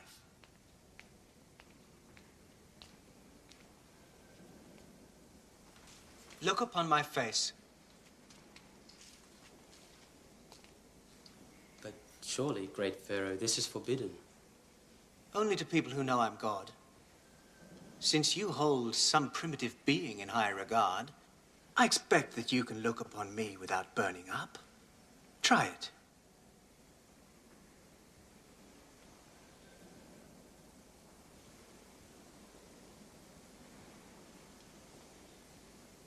I'm told you've learned the secret of reading messages of the night. Interpreting dreams is not a thing to be learned, Pharaoh. It is a gift from God. Careful! One mention too many of this god, and you'll be at his side with your head under your arm. So, you've been given this gift? I imagine we shall soon see, Pharaoh. Your life depends upon what we shall see. Now listen carefully. In my dream, there were 7 cows, fat and sleek, and they grazed peacefully. He's a very beautiful boy. Yes, he is. Do you know what his crime was? I've heard the rumors, but I don't believe it. He doesn't strike me as a fool. And everyone knows that Potiphar's wife deceives him. I've never seen such poor cows in all of Egypt. But it was impossible to tell they had eaten the fat cows, for they looked as wretched as ever. Was there a second dream? We have told him nothing, son. Yes.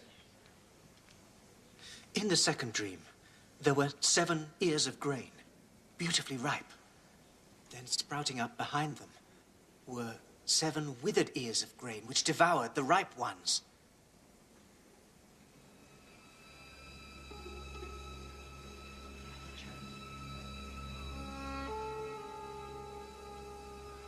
God has revealed to Pharaoh what he intends to do. Yes? Pharaoh's dreams are one and the same. The 7 fine cows and 7 ripe ears of grain represent 7 years of plenty. The 7 wretched cows and 7 shriveled ears of grain are years of great want. There will be 7 years of famine, my lord. Madness. Madness. As if my brother, the sun, and sister, the moon, would send me messages only a slave could read. Potiphar, take him from my sight.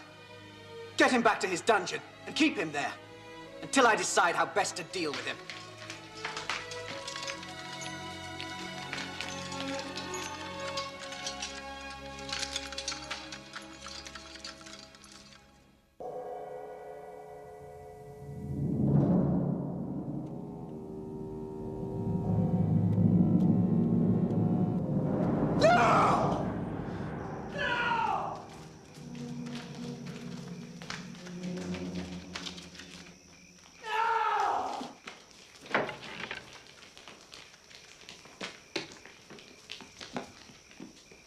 Husband, another dream to ruin all our sleep?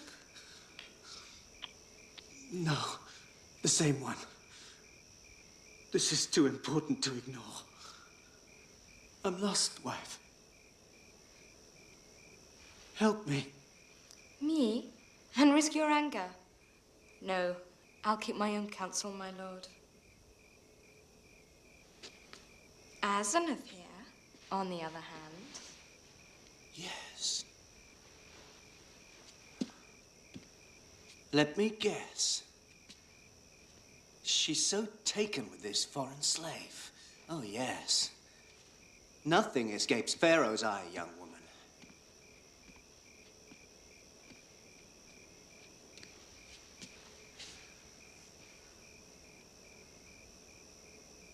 She thinks he has the answer.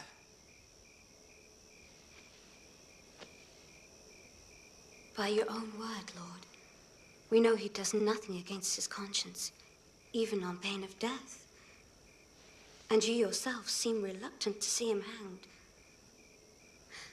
There must be a reason you held your mighty hand, spared him to live to see another day.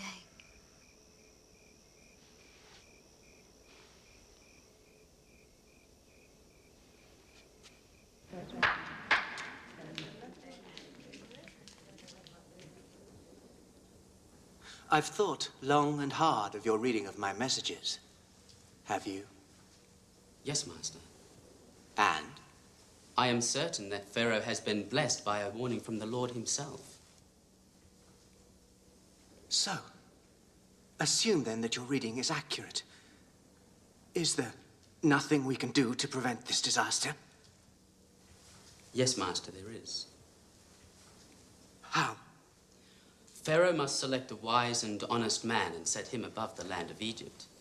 He must see that Pharaoh's overseers collect 1/5 of all that is produced during the years of plenty and store it for use during the years of famine. In that way, Egypt will not be destroyed by the drought. Impossible. Storing 7 years of grain. It's impossible. Is there no other way to avert disaster? No, Master. Nothing like this has ever been attempted.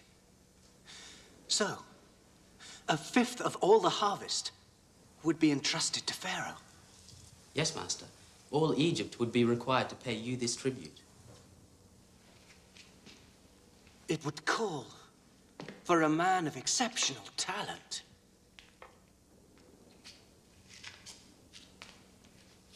That excludes each of you.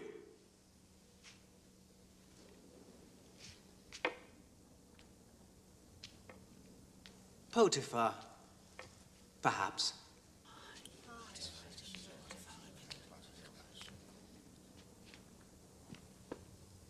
The answer is obvious. There could be no better man for this job than this man himself.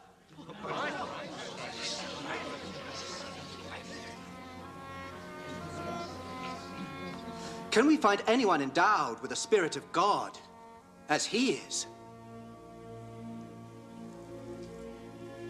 I think not. Well said, wife. Now, hear the word of Pharaoh, Ra on earth, God as man. You shall be my chancellor, and all my people shall respect your orders. Only this throne shall set me above you. I make you the governor of all of Egypt. I set you over my house, my people, my entire kingdom. Without your consent, no man shall lift up hand or foot in all of Egypt. Your name shall be Zaphanath-Paneah.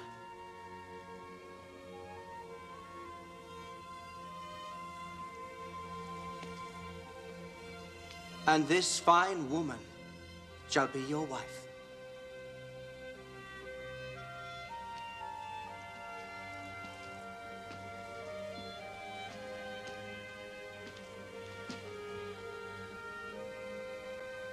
The Pharaoh is Ra.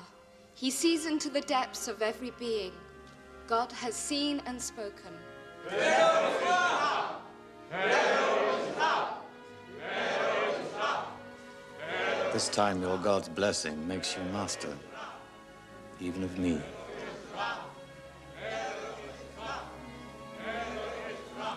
I trust you'll treat me kindly.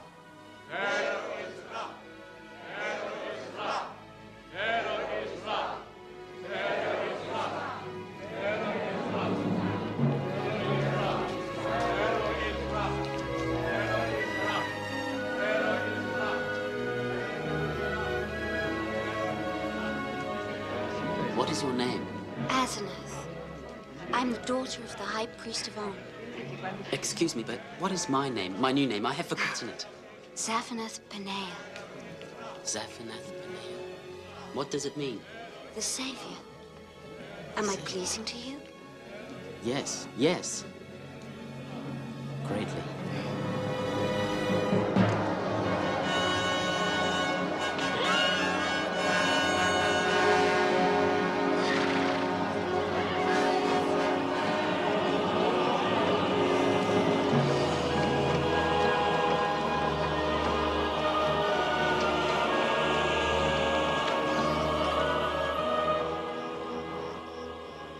I present to you Aboneaza-te.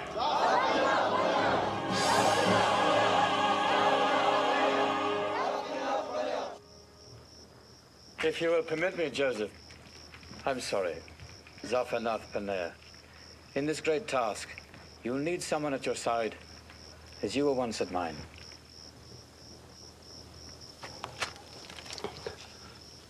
To serve thee, Master, would be a high honor. But my sins against you are many. On your feet, Ednan. Forgiveness is greater than vengeance. Compassion more powerful than anger. As I myself have learned.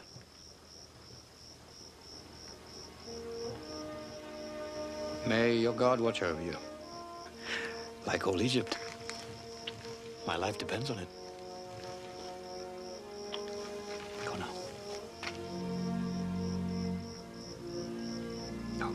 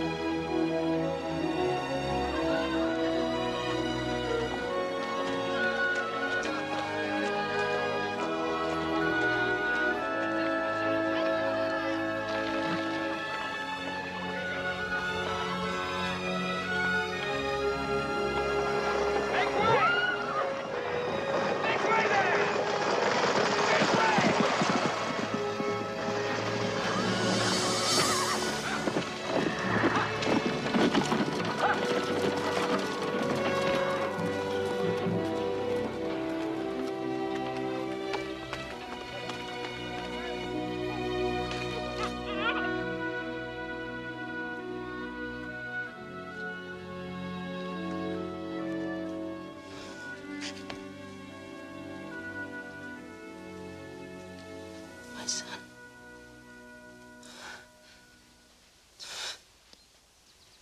How fortunate a child to have so beautiful a mother.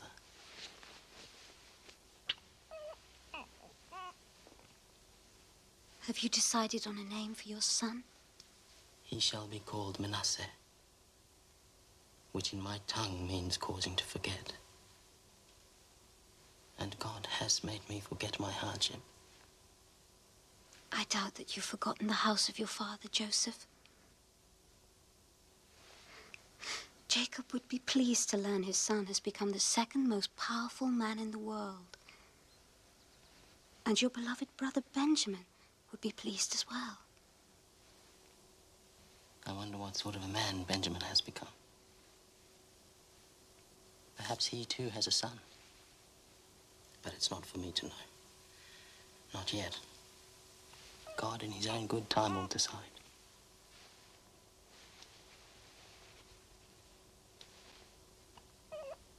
My place now is here. With you. And Manasseh. Manasseh! Ephraim! Ready?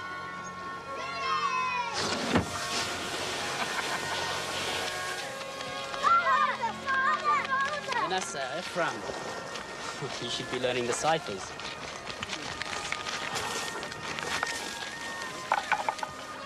season started well. The Nile flooded, but the rains didn't last long enough. If it goes on like this, there'll be no crop to speak of this year.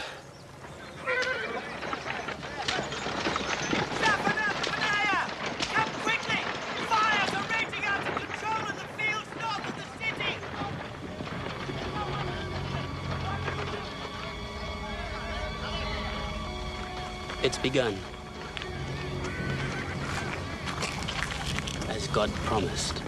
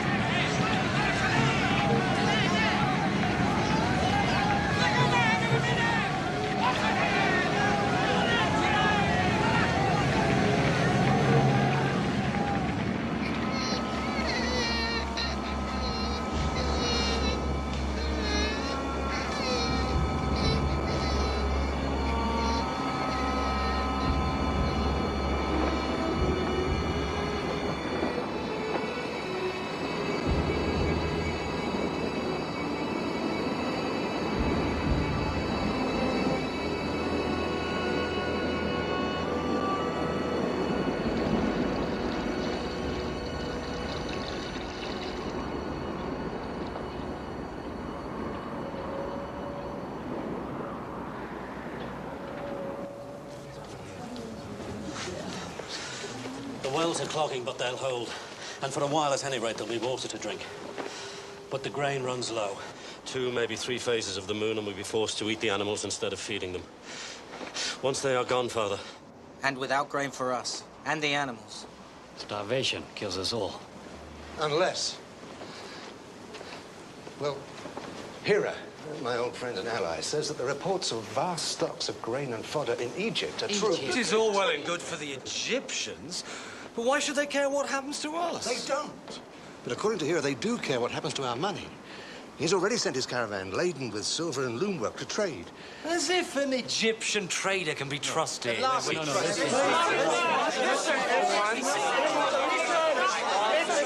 in the hands of private traders. Their pharaoh has set one man above all others to supervise all his affairs. You deal with him.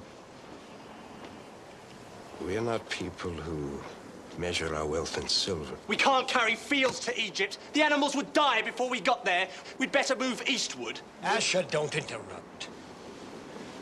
Over the years, the tribe has earned some silver and gold. I've kept it because I believe that one day God would show us a use for it. Could there be a better use than this? No, I think not. But it's a long trek, and the roads are filled with thieves. Which is why you must all go. Properly armed, you'll find there's safety in numbers. All of us? And who will tend to things here? There'll be nothing to tend if you don't go. All of you. Except for Benjamin. But, Father... Enough. You're the last link to Rachel left. I will not see you lost as I did Joseph. Prepare the animals. You leave at nightfall. I'll give you the silver then.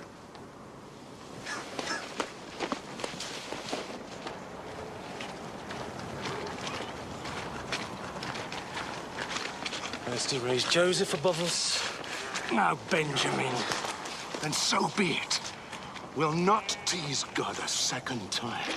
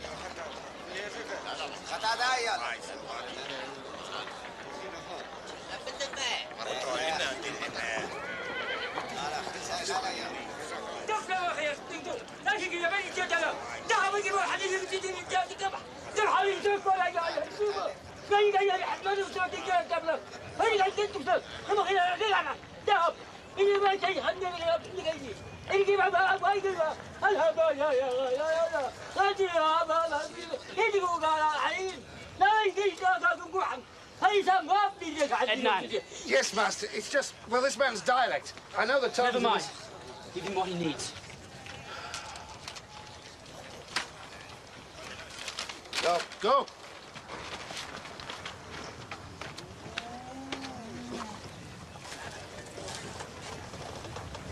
Are you well, Aboneaza-te? They're here. I'm sure they're here. Who? My brothers. Your brothers? The ones in Canaanite dress. What should I do, Master? Bring them to me. You! Come! All of you, come! This way. Bring them all! All of these men! You, come! And you!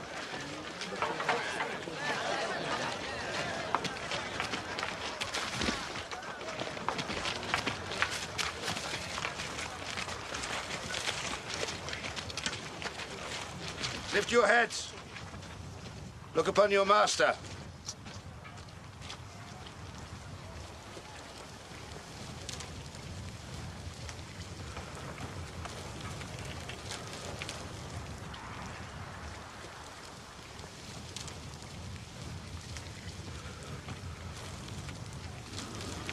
They don't even recognize me.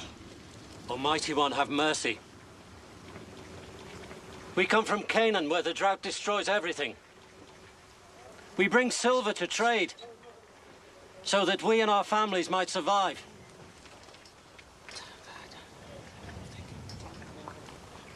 Your master, Aboneaza-te, ask why your Canaanite gods do not provide for your needs.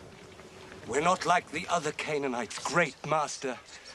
We worship our own God, but we sojourn in the land of Canaan. The master says you're spies. Spies? No, master. Our father sent us to buy food. The master says no. You're spies, sent to see the weakness of Egypt. No, master. We are nothing more than shepherds, sons of Jacob, the son of Isaac. What man would send all his sons on such a mission and leave himself alone?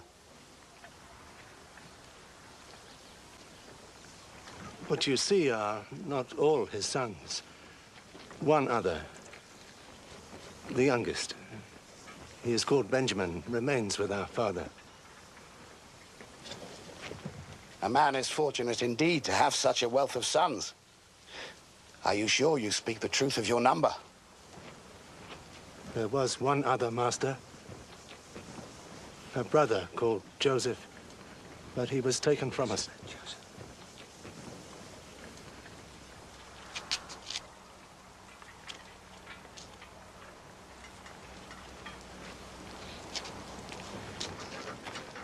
What enemy would send 10 brothers as spies? 1 or 2, perhaps, but 10? Take them! Now! Take them!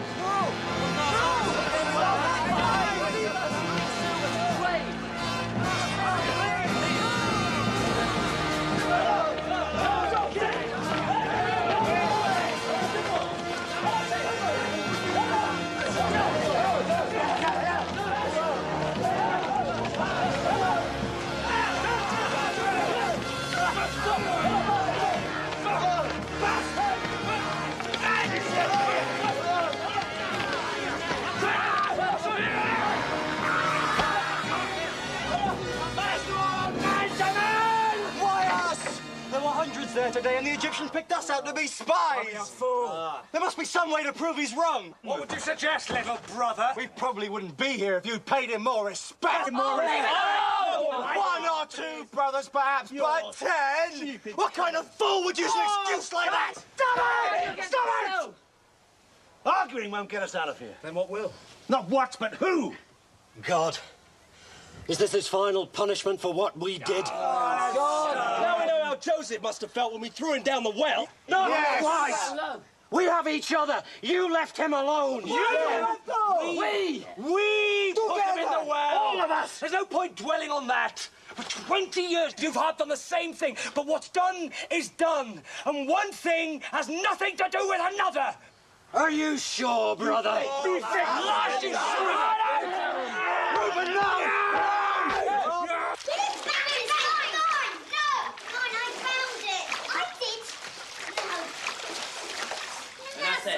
Ephraim.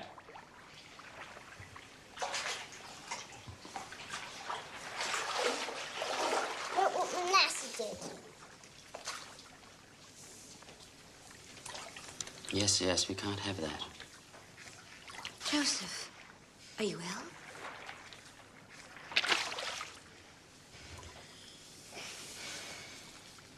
Then what is it? I saw my brothers today. That's wonderful. You always said they'd come to you. More good fortune from the troubles. They came to the granary. The drought has reached Canaan. How I wish I could have been there to see their faces when they saw you. The governor of all of Egypt. You would have been disappointed. I've waited all these years, and then they didn't even recognize me. How can that be possible? It's been over 20 years since they last saw me. I was still a boy. Not surprising. Where are they now? In the prison.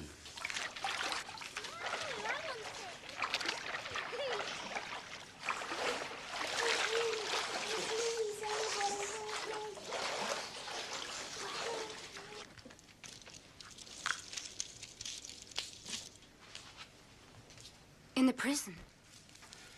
Why? Because my anger was stronger than my compassion.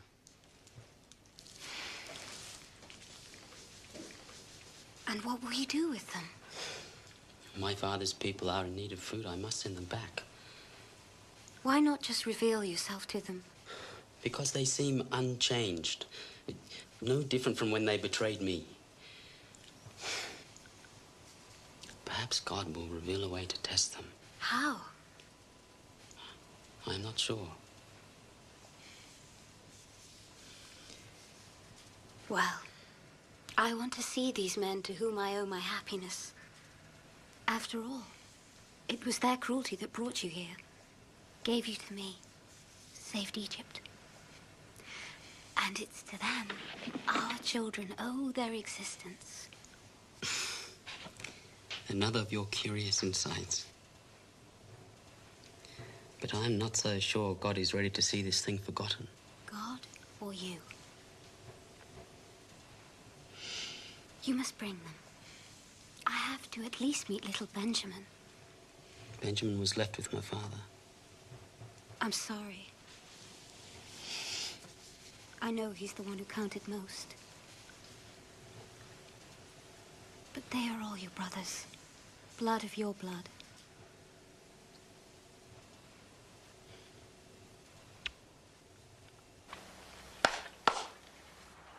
Your master, Zaphanath-Paneah, will allow you to buy the grain you need to feed your people. These sacks have provisions for your journey, but the accusations against you still stand. Evidence that your story is true, and you're not spies, will depend upon proof of the existence of the one missing brother. But your master, Zaphanath-Paneah, is a merciful man. Thus, he will keep only one of you here. He will be released when the rest of you return from Canaan with that brother. You wish us to return to our father, then journey once again to Egypt? Yes, with the missing brother. That one shall remain with us. Now go! Leave!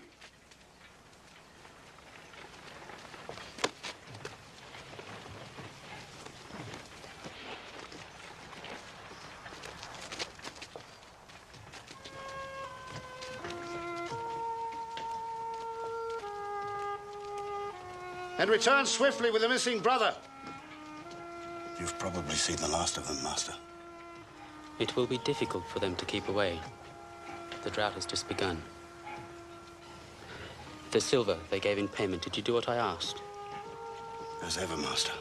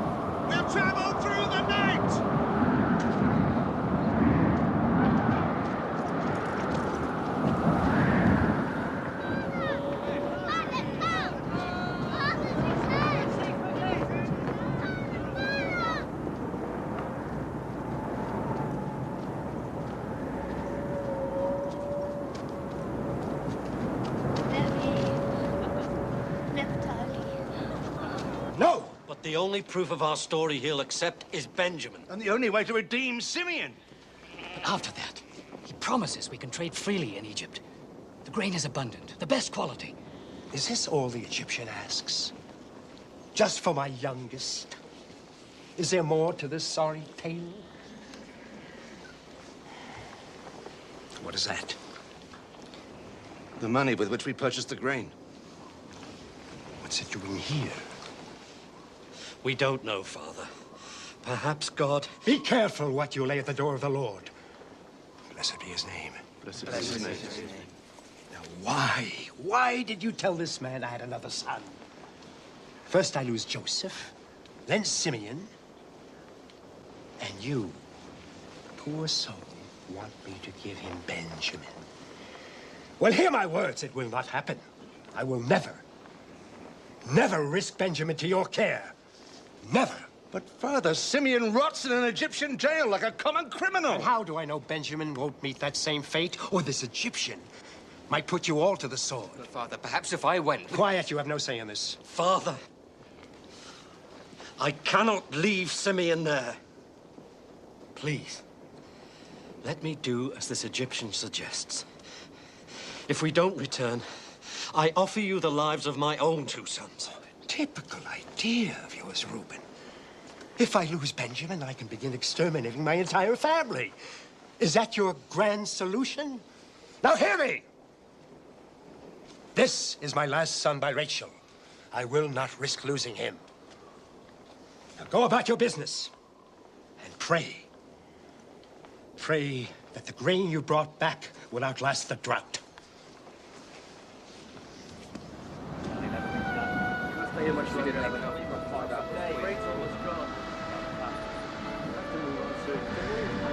Nowhere to go, Father. We don't have many choices left.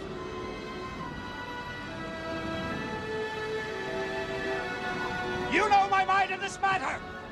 We will not talk of it again. Another month and we'll not talk of anything.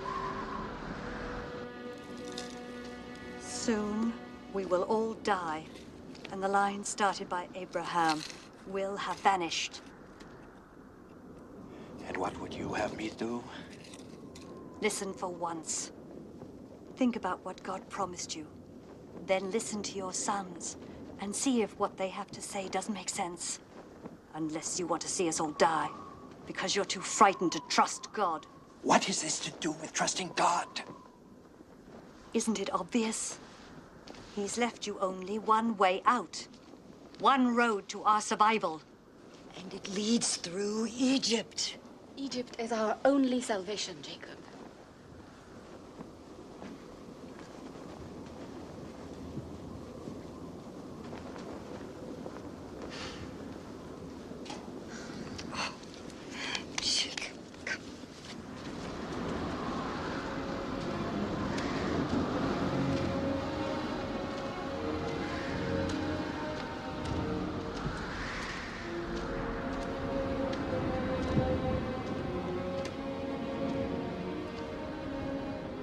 These are the finest gifts we can offer.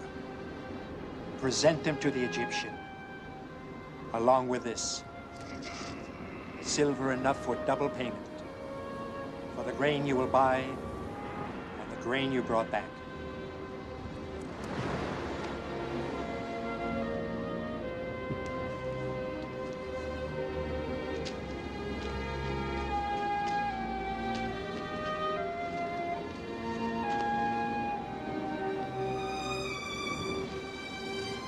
Have an easy mind, Father. All will be well. I know it. May God go with you at your right hand and bring you back safely to me.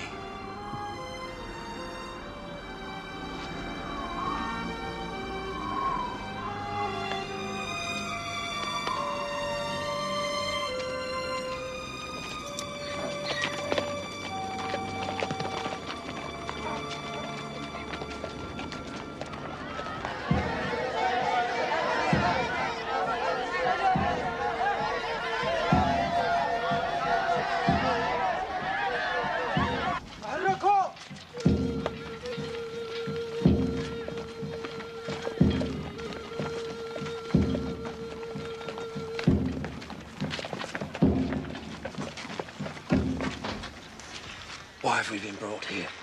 To the great man's house?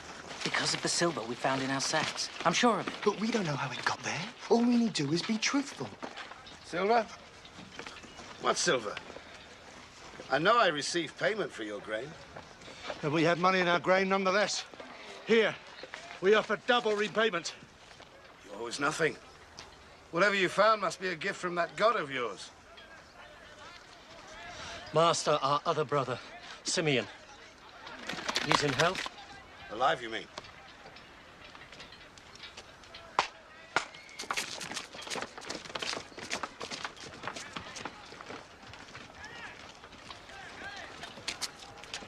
Simeon! Simeon! Welcome to Egypt! Are you all right? The answer to every question is yes. I don't really understand it.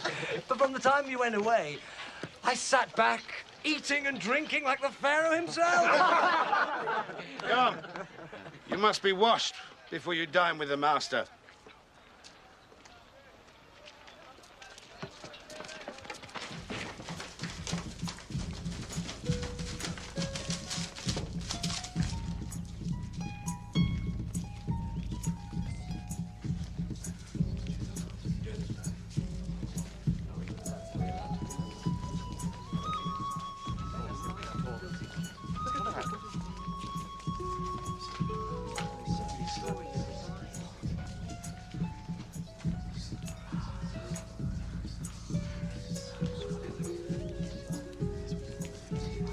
You will sit here, aside from the master. This is a great honor. Egyptians never eat with strangers. To them it is considered an abomination. Now, you will sit in the order I tell you. Please.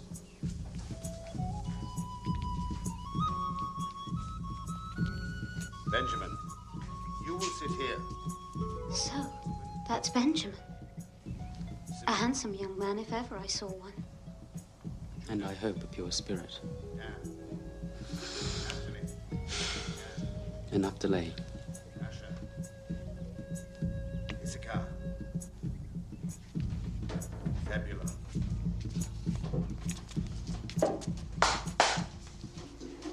Zaphanath-Paneah, he who guides us on the road of life.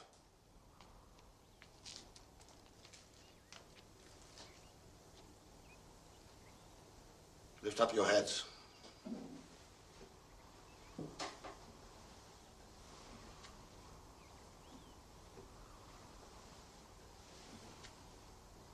Your master asks, is your father in good health?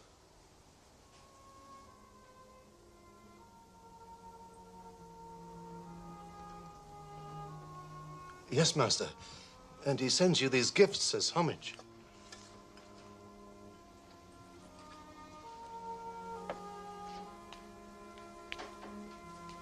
So this is the brother of whom you spoke.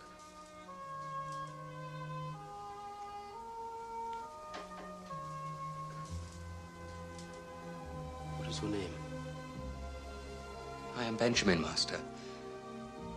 How is it, Master, that you come to speak our tongue? Have you been to our land?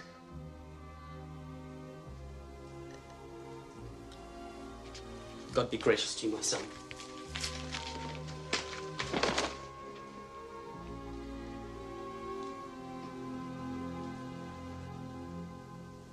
Was I wrong to ask the Master how he came to speak our tongue? The Master has traveled widely. He understands a great deal. Look. We're sitting according to the order of our birth. Reuben and Simeon, Levi, Judah, Dan, Naphtali, Gad and Asher, Issachar, Zebulun. Finally me. I divined the order of your birth by looking into my magic cup.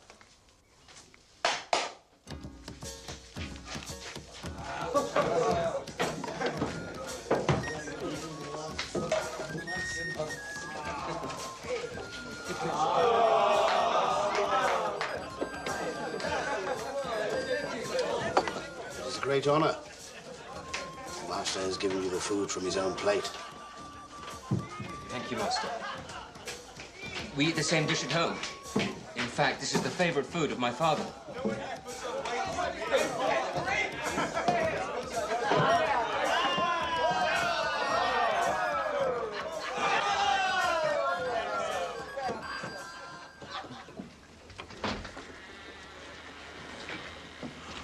Oh, I could have done with a little more sleep. I don't understand. He was so friendly last night. Yet this morning he has us roused from our beds before the cock crows and sends us on our way. Look, our asses are already loaded down with grain.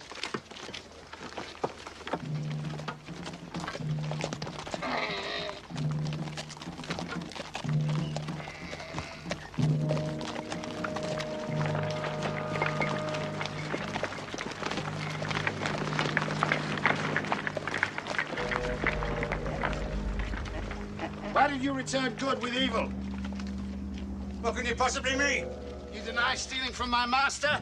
What kind of fools would you take us for?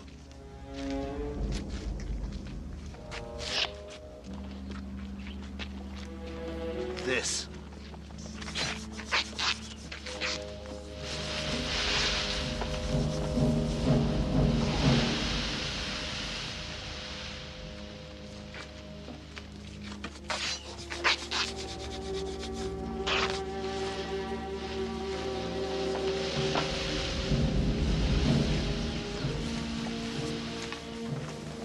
Find anything, you can kill the culprit and make slaves of the rest of us.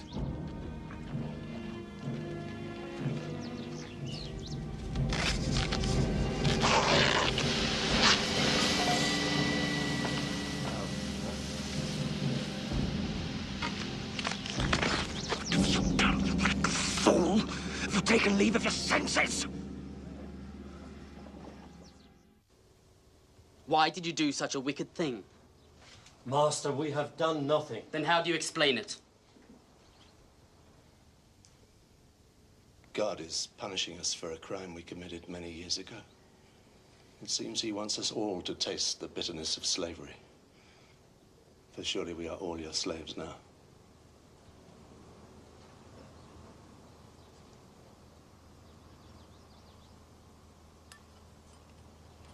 I am not a vindictive man.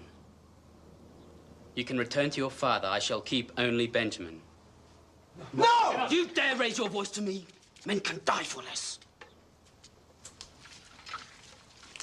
1,000 pardons, Master, but the very idea is unthinkable. Master, I cannot pretend to grasp the meaning of these strange happenings. Benjamin has never stolen in his life. Never. Never, Master. And he's too clever to take a cherished and unique object from a man as powerful as you. Nor do I know how the money got into our sacks on our previous trip. Perhaps it was all the work of God. Master, please, spare the life of Benjamin, beloved son of our father's old age. Losing Benjamin would kill our old father, whom we have already wounded deeply. take me as a slave in place of Benjamin and allow the boy to go home to his father. No. Benjamin will stay with me.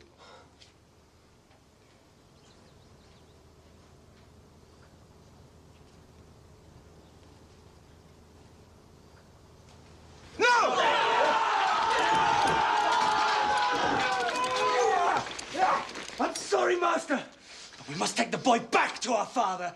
Or die in the attempt. You would rather die 1,000 times than see such pain in our father's eyes again. To live another 20 years of wretched cowardice.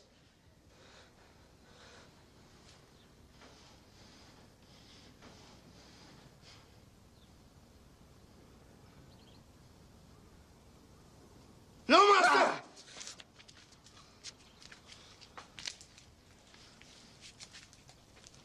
So you are now ready to sacrifice your lives for one of your brothers? Yes. Why then did you not do the same for the other one? The one you said died when in truth you yourselves sold him into slavery. You know about Joseph? How? Because he's alive. Alive? He's here in this Joseph alive? palace.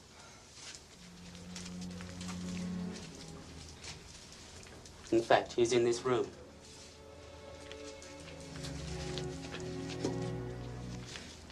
Leave us. I said leave us. Get out! Guards, come!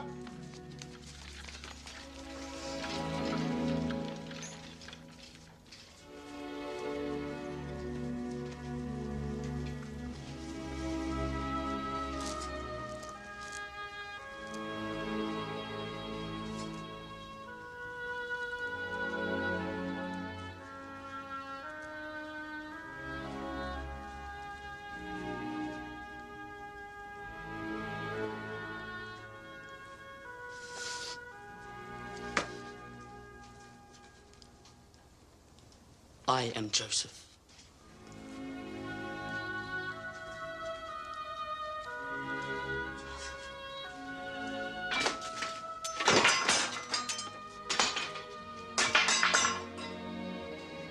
Joseph. It is my brother Joseph.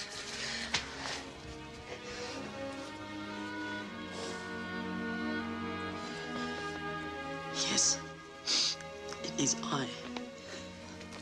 But be at peace.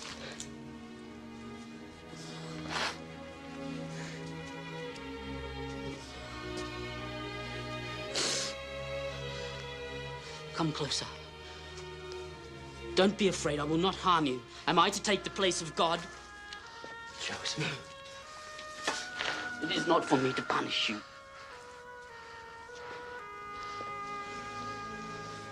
You meant evil against me, yes.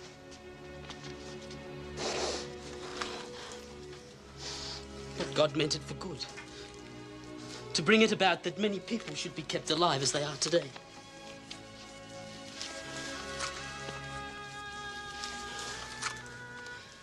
So fear not.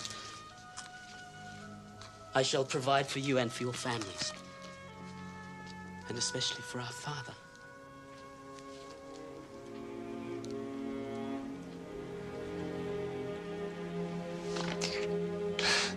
I am most to blame.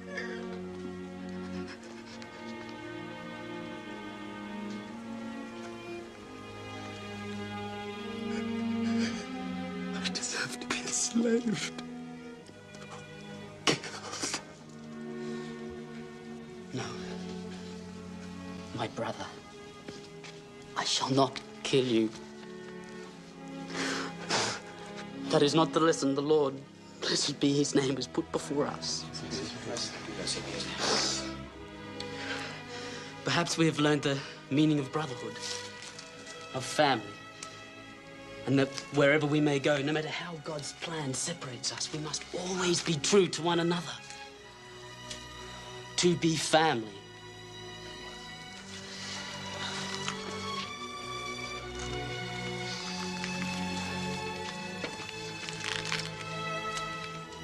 You must return for our father. Tell him of what I have achieved and move him here with all your belongings. I want you near me in the land of Goshen so I may provide for you during the remaining years of the famine. I have spoken to the Pharaoh. All is prepared. Come to me. Come to me. I'm your brother. I am Joseph.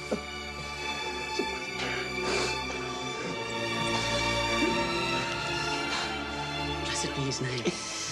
Blessed be his name.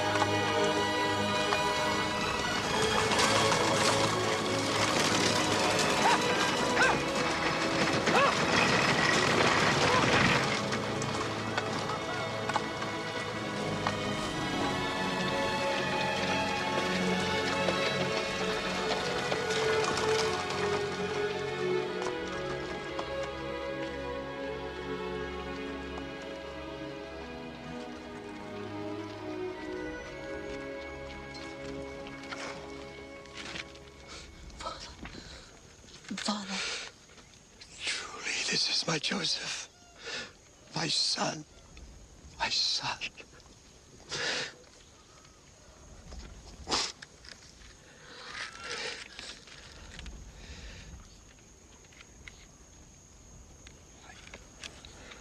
I did not think to ever see your face again.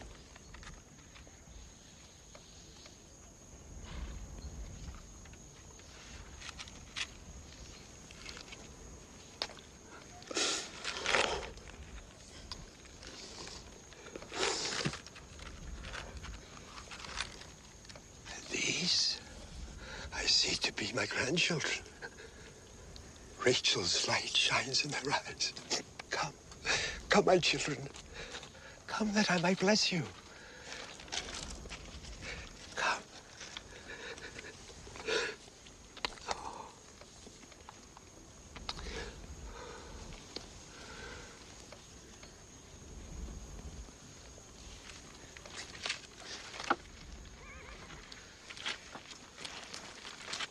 I'm indeed blessed that I have again held you in my arms and laid eyes upon your sons. Now, truly, I can die in peace.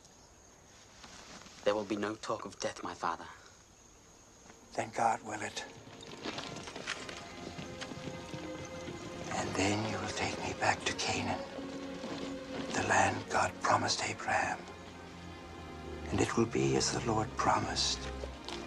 Our descendants shall be known as Israel, and will be a multitude of nations, each brother unto himself, a tribe of Israel.